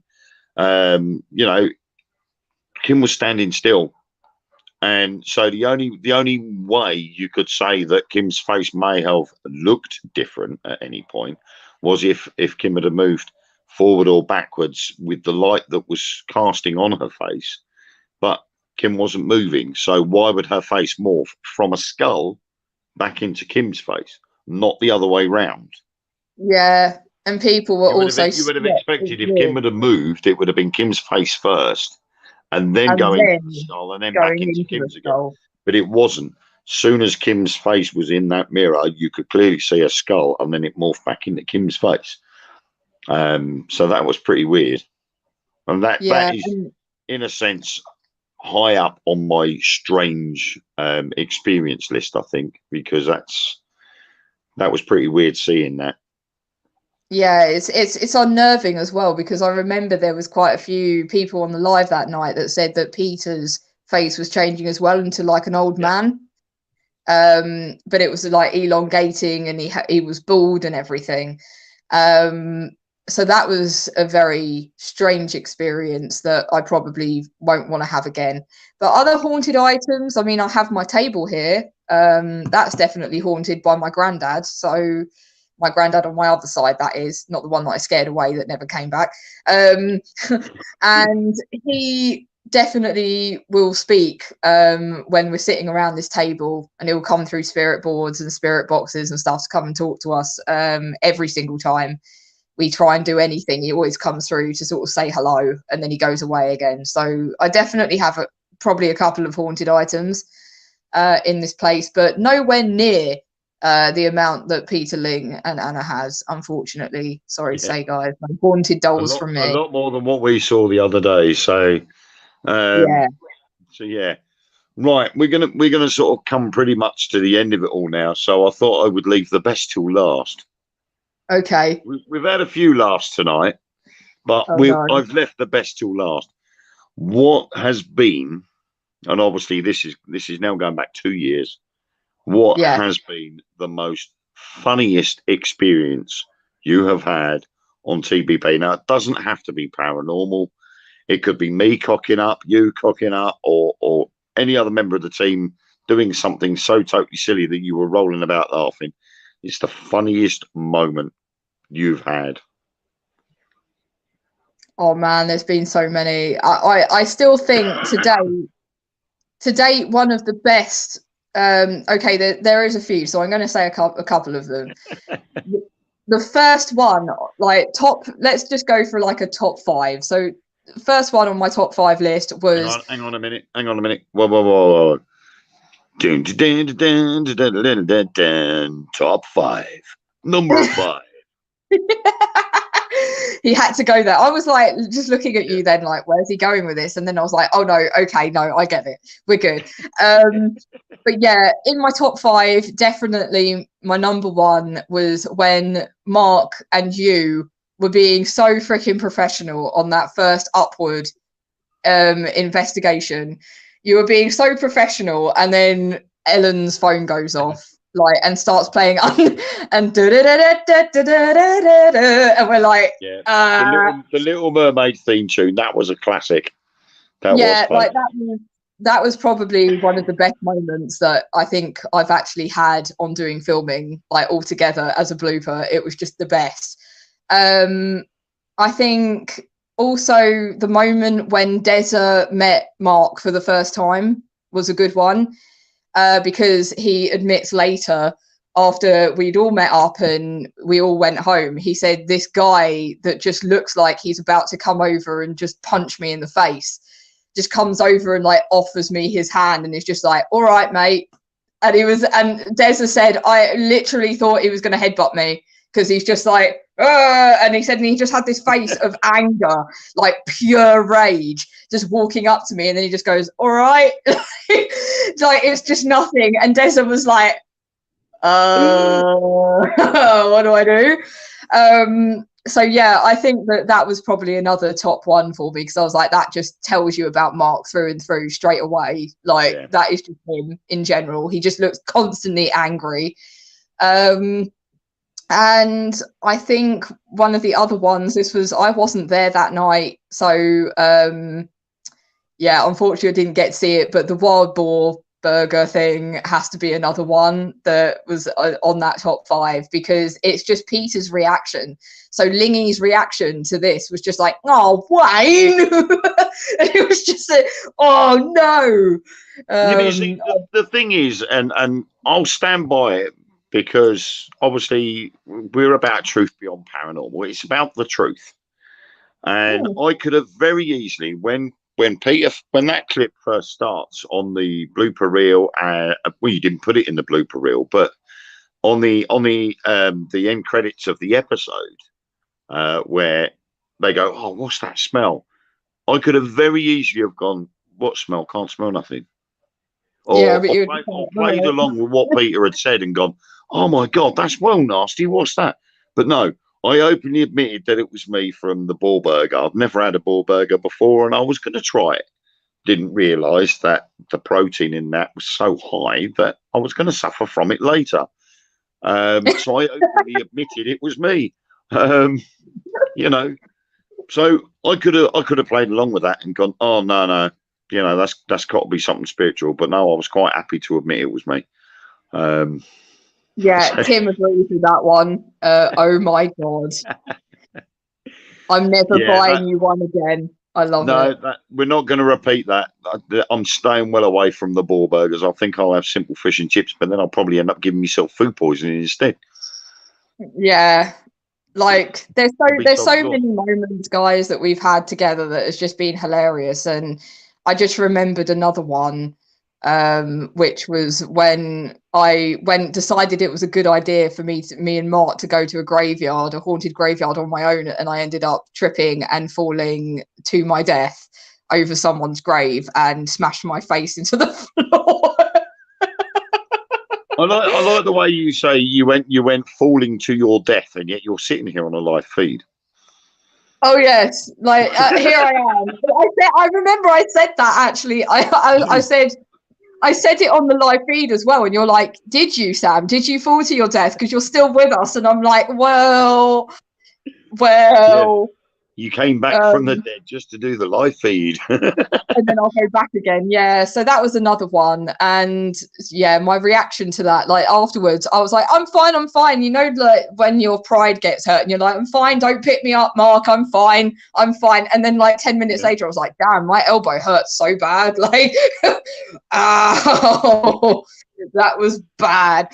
So yeah. And I think probably, and my last one for tonight, funniest experiences, was when Mick had said about at Ruffham, when Mick said about, oh God, we've got one bloody demonic ghost in the cupboard, another one in the shitter, what's next?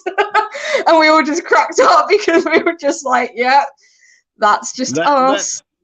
That I'll tell you, that's one of the things about Mick. He's a bit like me. He can come out with the wittiest of comments without notice. Yeah, he just come out with them. So he did it so silently as well, and like Mark must have picked that up before anyone, because all you can hear is Mark laughing. You can't hear any of the rest of us, just Mark with his booming voice. But yeah, that was just that was the best moment. And he's just yeah. Oh, and now there's another blooper because I think the cat has poopy pooed. Yeah. And it absolutely ripped. Yeah. Was it worse than the ball burger? My COVID protection, this is. But so yeah, there are going to be lots more, obviously, funny incidences to record, I'm sure. And I think my last question that I have on here. Sorry, Kim. It was Phantom. Phantom decided he was going. Phantom with her not so phantom farts. Yes, Phantom decided he wanted to go to the toilet, and it was a bit stinky. So for the next 2 or 3 minutes, I've got to put up with the stench until it sort of disappears.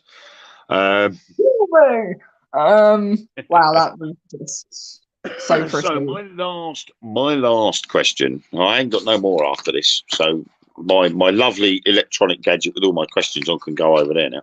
I'm pretty sure that said sandwich. Did that say sandwich on the back of that? Do you know what? This is the shopping list from the Rochford episode. Shopping list. Tamsin's sandwich is in the fridge. And then the questions are written on the other side. Look, see? Oh yeah, that's all good then. We don't waste paper, you know. No, not here. It's all that recycling and everything else.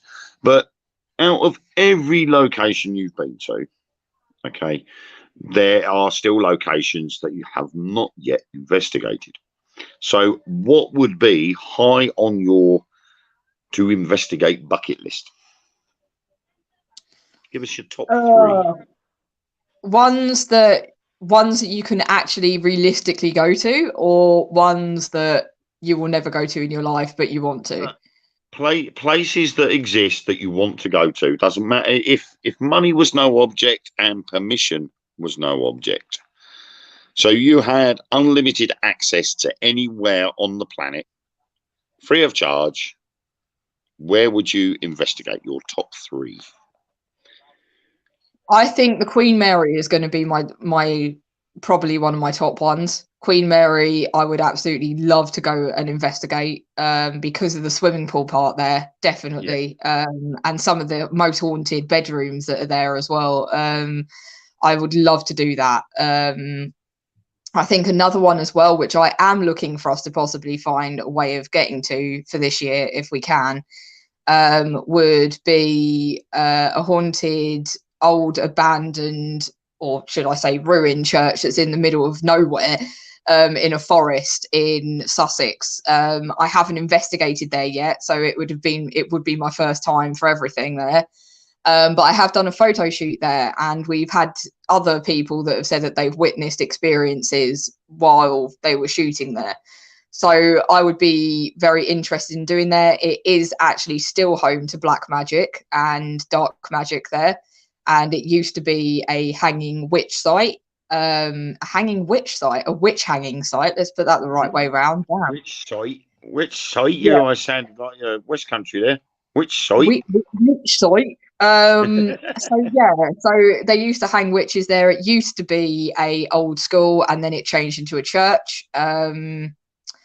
And then it got burnt down, and they didn't want to rebuild it, so it just ended up just laying to ruin there. And a lot of photographers that have been there have said if they're there in summer, there you go, at night time, that they have seen a lot of hooded figures and stuff, sort of with torches and things like that. And they said they thought that it was actually people just walking through the forest with like lit torches, but then when they go and run after them, there's no one there and stuff like that, and hearing chanting and, you know, stuff like that. And even down to like squeals of pigs, like as if people were doing rituals and things there, but then when they go and investigate, there's nothing there.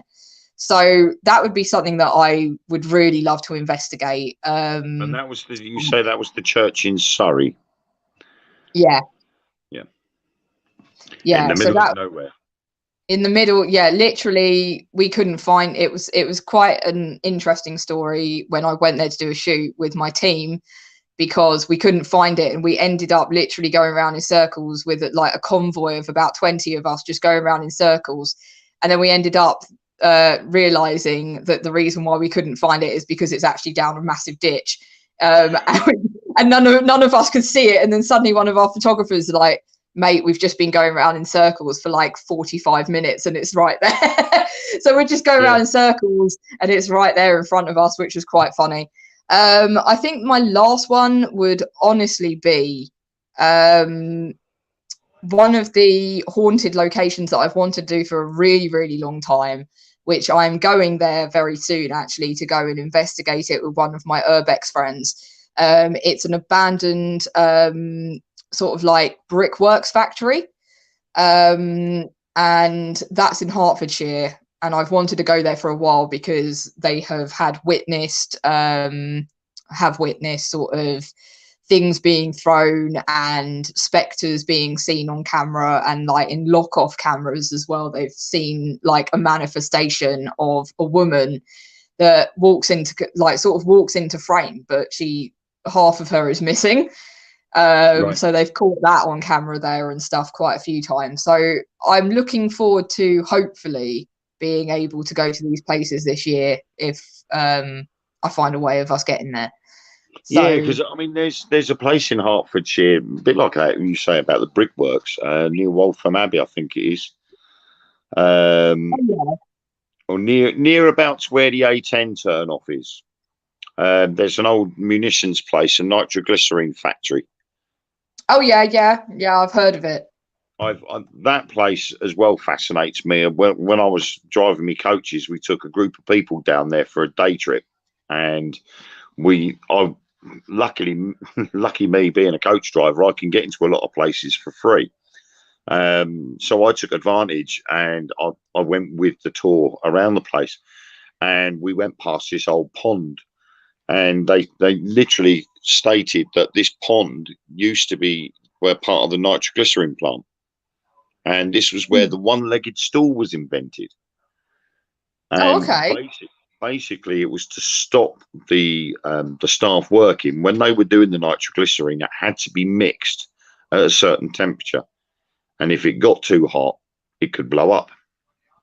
And obviously, nitroglycerin at the time was very unstable, and the slightest movement or the slightest increase in temperature or decrease in temperature could make it blow up. So what they did was they invented the one-legged stool for this guy to sit on, and he would have to sit there and keep an eye on the temperature gauge. If he fell asleep, he'd fall off the chair and wake himself up rather quickly. And the idea was, if the temperature got too high, he'd press this button and all of the contents would go into the pond below. So it instantly cooled down to the temperature that it's required to. Obviously ruins the nitroglycerin, but stops it from blowing up. And the amount of tunnels that are down there as well that they've said, are full of activity. I keep thinking to myself, one of these days I'm gonna investigate there. So I mean, and when the question gets asked you don't remember these things. And it wasn't until I was looking through the questions earlier, I thought, I can't remember Waltham Abbey, because there's a place down there, an old munitions site, that I would love to investigate there. So it's like a lot of places you don't think of. Right, okay, so I'm going to answer. Kim partially answered it anyway. When we go on investigations where you have to travel, do you take a big pack up? I mean, it depends where we go, isn't it? If we're sort of near to me, we'll sort of like have a barbecue or something here, don't we, at mine? Yeah. So we'll have kind of bit of a birthday knees up round here. And if it's at my place, I'll put something on here, or I'll get something in for these guys, And if we're sort of stuck out in the middle in between or whatever, we will either take a pack up with us, or majority of the times we just get lazy and we just find a pub, don't we, like at Rochford? Yeah, exactly. I mean, when I look to go to a couple of these other places, which are maybe a little bit further out for these guys, I know that one of Wayne's friends and somebody that now has been talking a little bit with me as well, Reg and Louise, they want us to go up to Breakpool. Where's that? Blackpool. What is Breakpool? I was thinking of Breakspear. That's a bloody graveyard. I think I might be going up the Breakpool Tower in August, because obviously we can't holiday abroad, so I might just go up to Breakpool instead. Yeah, because at least it has Breakpool in it, so it may just be a really broken area. I mean, there's Breakpool beer. There's a Breasure Peach. Further down the road from Breasure Peach. The Breasure Peach. The Breasure Peach. Epic fail, man. You can always go and see Troy Rubby Brown on the pier as well.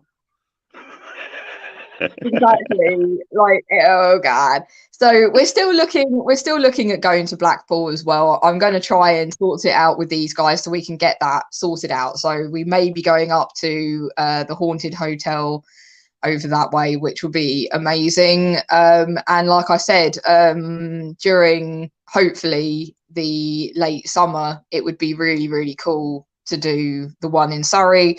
It would also be really cool to be able to do the brickworks. So we've got more than enough. Night, Kim. Thank you for seeing and viewing and watching for this long. But yeah, so we've got definitely enough outdoor locations for us to be able to be using this year, and ones that we can get permission for. So it should be absolutely fine. Plus, also, there has been one that we had planned, which was originally supposed to have been part of Series 1, but got called off due to the weather. really hoping that we can do this one, simply because of my recent research into UAPs.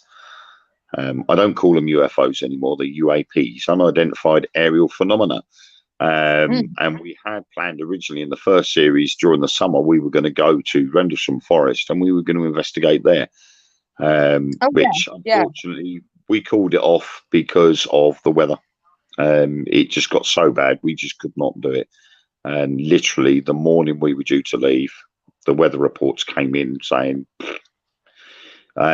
you know, as much as we'd love to go, it wouldn't have been enjoyable for anybody watching because it was windy, it was raining, it was freezing cold, and it wouldn't have made a good enough episode to have been shown. So we didn't bother going in the end. So Joe now says, if you didn't do what you do now, what do you think you would be doing? Honestly, I mean, I don't really know, because all of my usual stuff that I do now is all of the hobbies which I have anyway. So I probably would still have been doing something within the lines of the media or you know, art or something along those lines.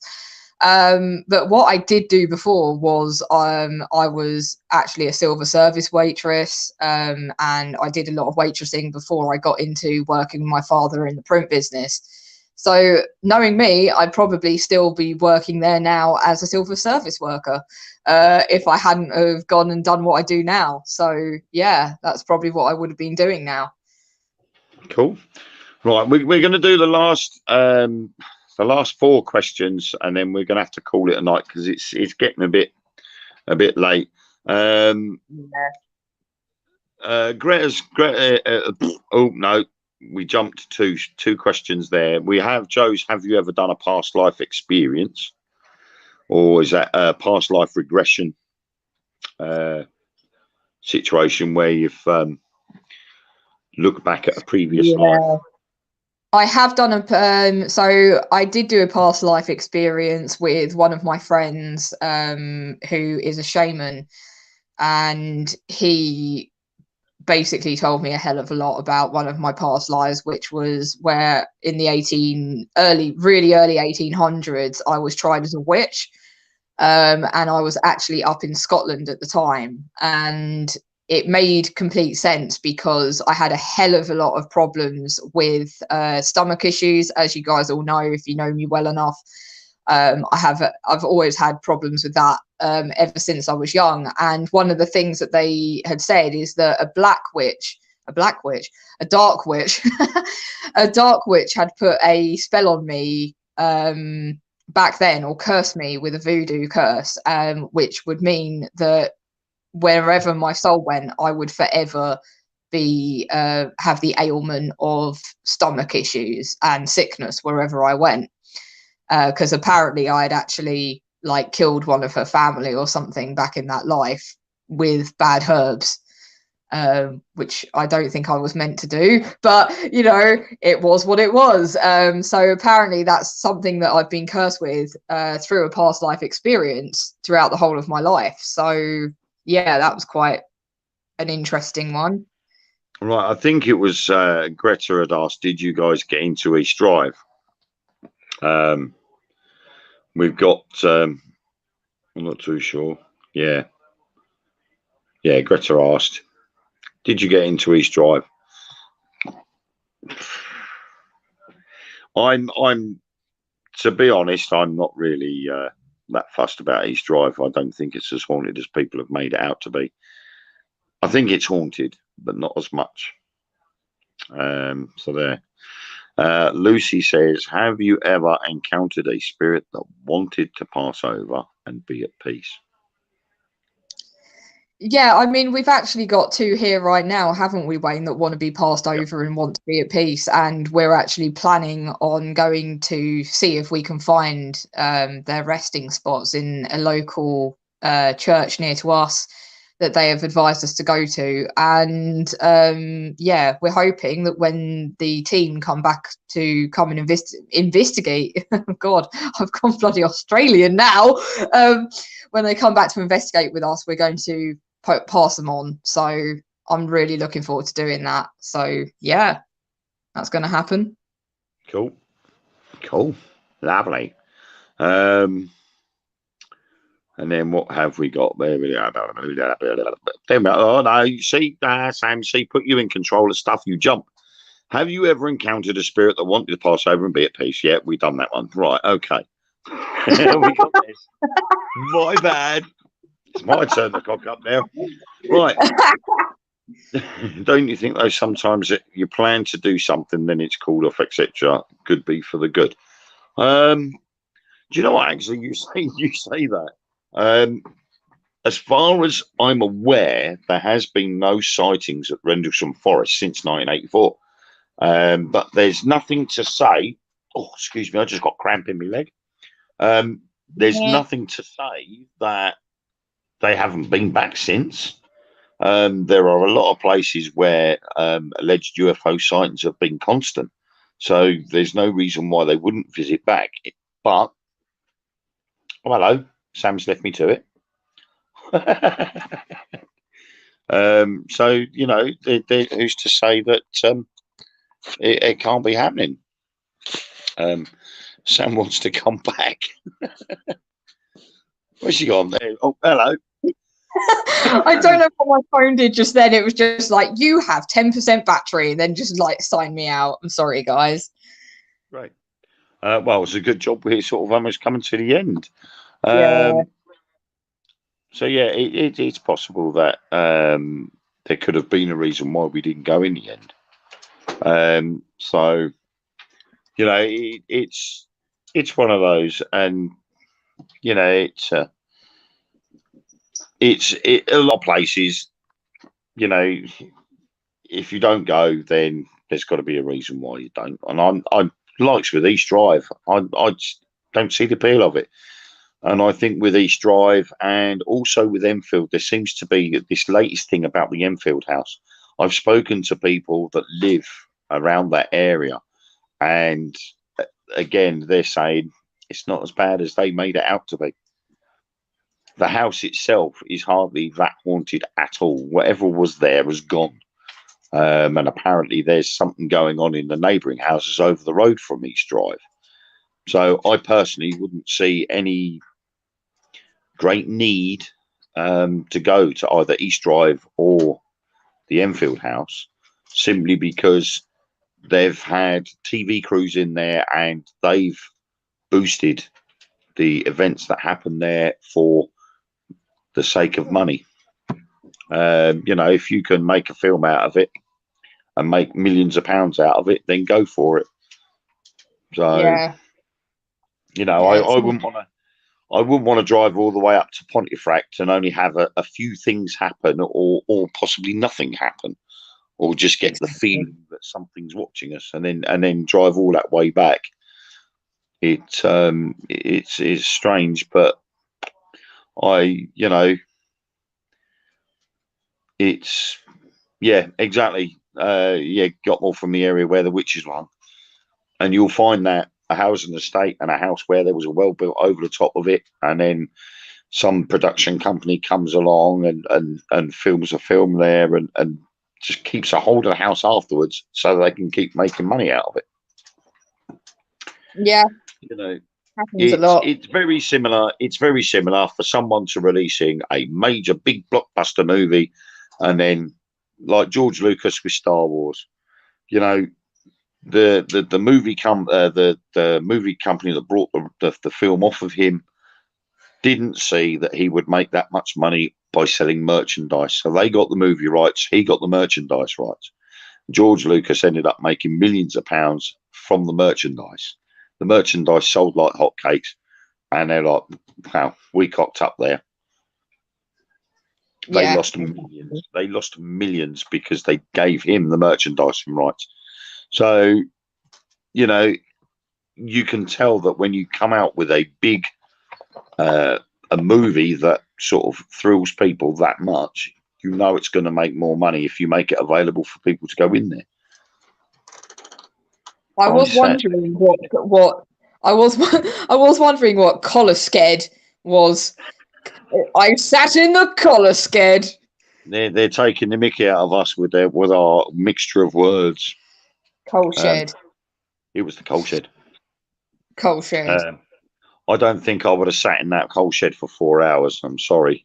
That would have done my I head get in. more activity from my local churchyard than they get at East Drive. Yeah. I mean, to be fair, the only experiences, I mean, apart from the footsteps that we were hearing all around us at that graveyard, the only other experience was me falling over a grave and probably waking up the dead with my massive arse falling on the ground. So, yeah, that was the only experience that I had that night. So, yeah, not all places that you think are going to be haunted are actually haunted. You know, that's the thing. That people have got to understand. And it's like that with a lot of things. You can turn around and go, the thing is at the moment, and it really does ball my piss. It gets on my nerves. Is everybody going on, this doll's haunted? This doll's haunted. And I'm like, seriously? How could that doll be haunted? How do you know that's haunted? Oh, because someone told me it is. So I'm like, right, okay, this knife is haunted. The previous owner stabbed himself with it. Now I own it. This knife's haunted. Got my word against everybody else's. You know? Yeah, exactly. It happens a lot. This is my haunted box of rapid antigen tests for COVID-19. It's haunted.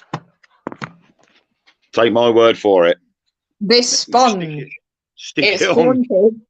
Yeah, stick it on eBay quick. It's a test and trace rapid antigen test for COVID-19.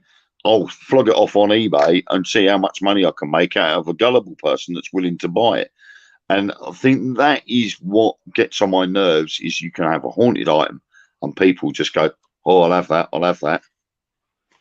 I love, by the way, I love the fact, Joe, that you have said 30 East dry. Drear. In fact, there's more activity at your Sam than what you get at East Dree.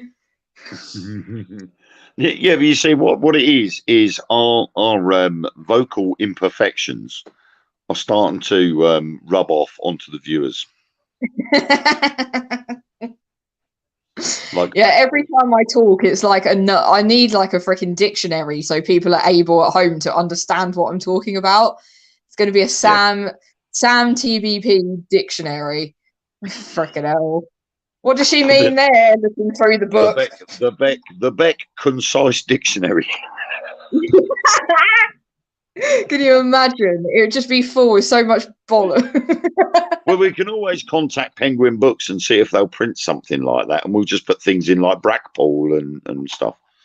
Brackpool. That's Brackpool. So anyway, is there any other questions? Well, we're at the 2-hour mark, and we were only supposed to be on for an hour and a half, so we've actually extended we've done well. it further than we need to. Yeah, we've done well, guys. So it's, you know, we've gone as far as we can go, and next week we are going to have a chat with your better half. We'll be talking. I love the way I was like, no. I wasn't meant to say that. Looper. Yeah, like literally. Hopefully, we'll be speaking to Marcus a week tomorrow at the same time at 9:30. Yeah, so we're gonna get some interesting stuff off of Marcus, I think. Yeah, it will probably be the most hilarious live that we will have, because he's so straight and to the point that he just doesn't care.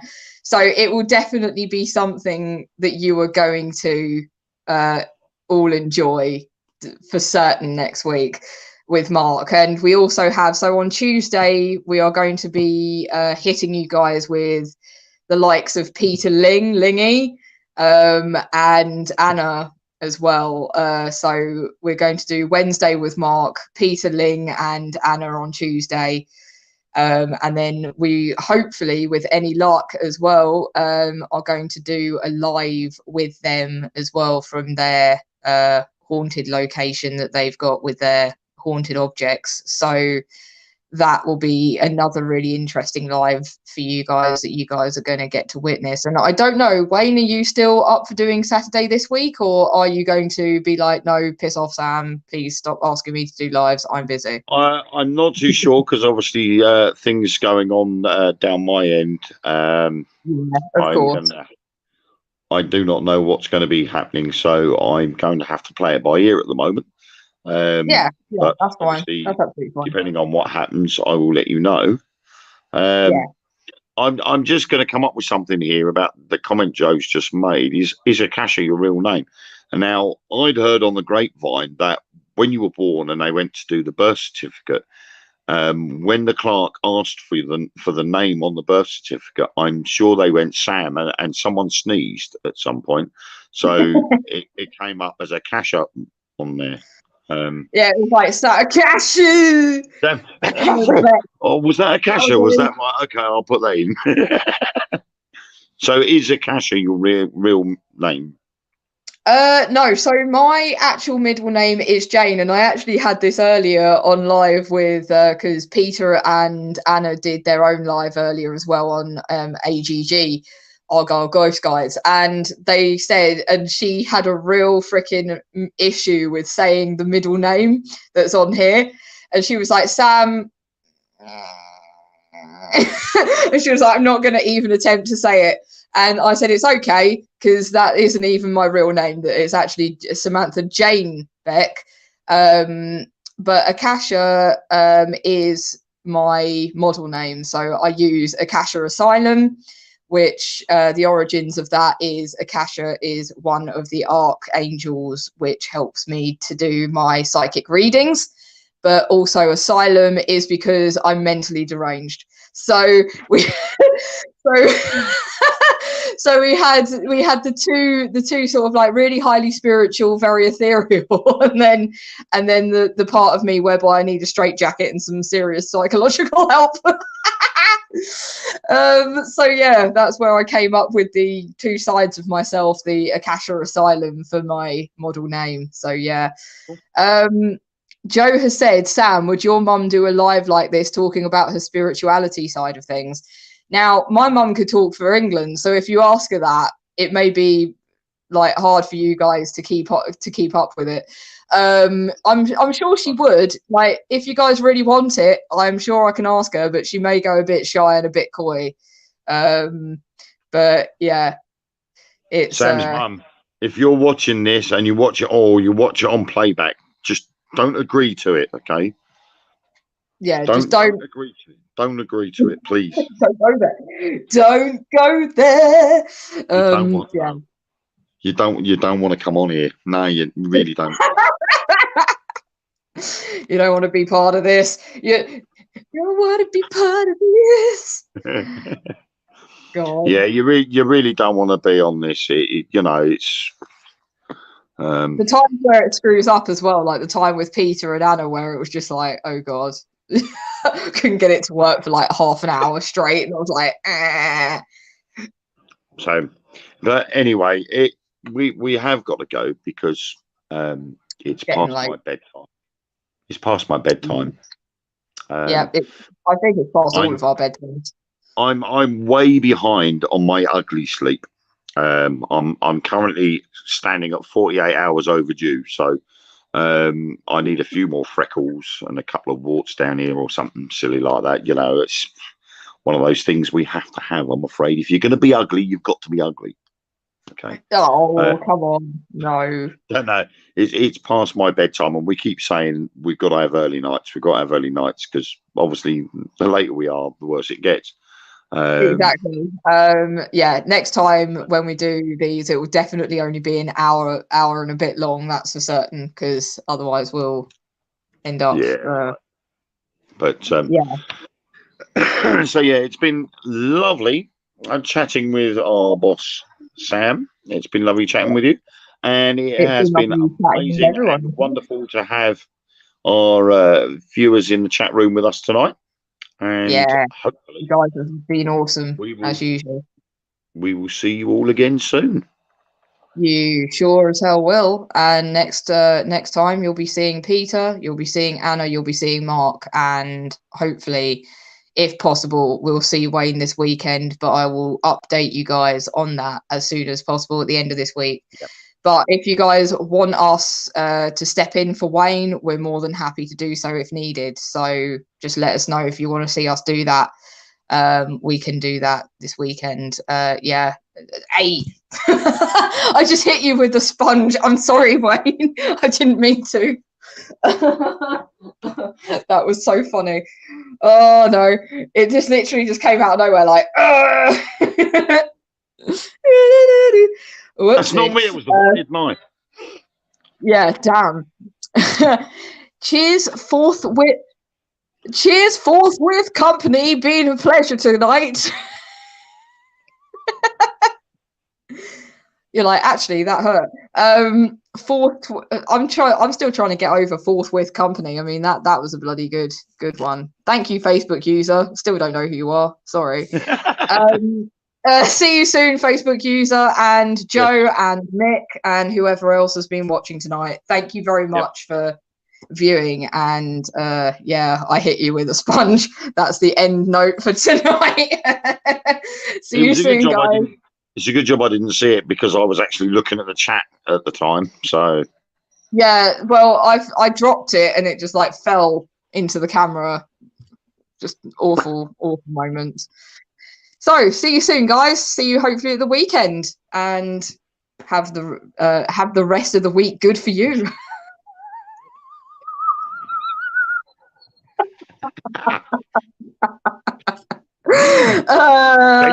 Don't you make? Yeah, exactly. I am now Yoda, my lord. I'm so sorry. Okay, really this time. See you soon, guys. Love you all. Bye-bye. Bye. Peace out.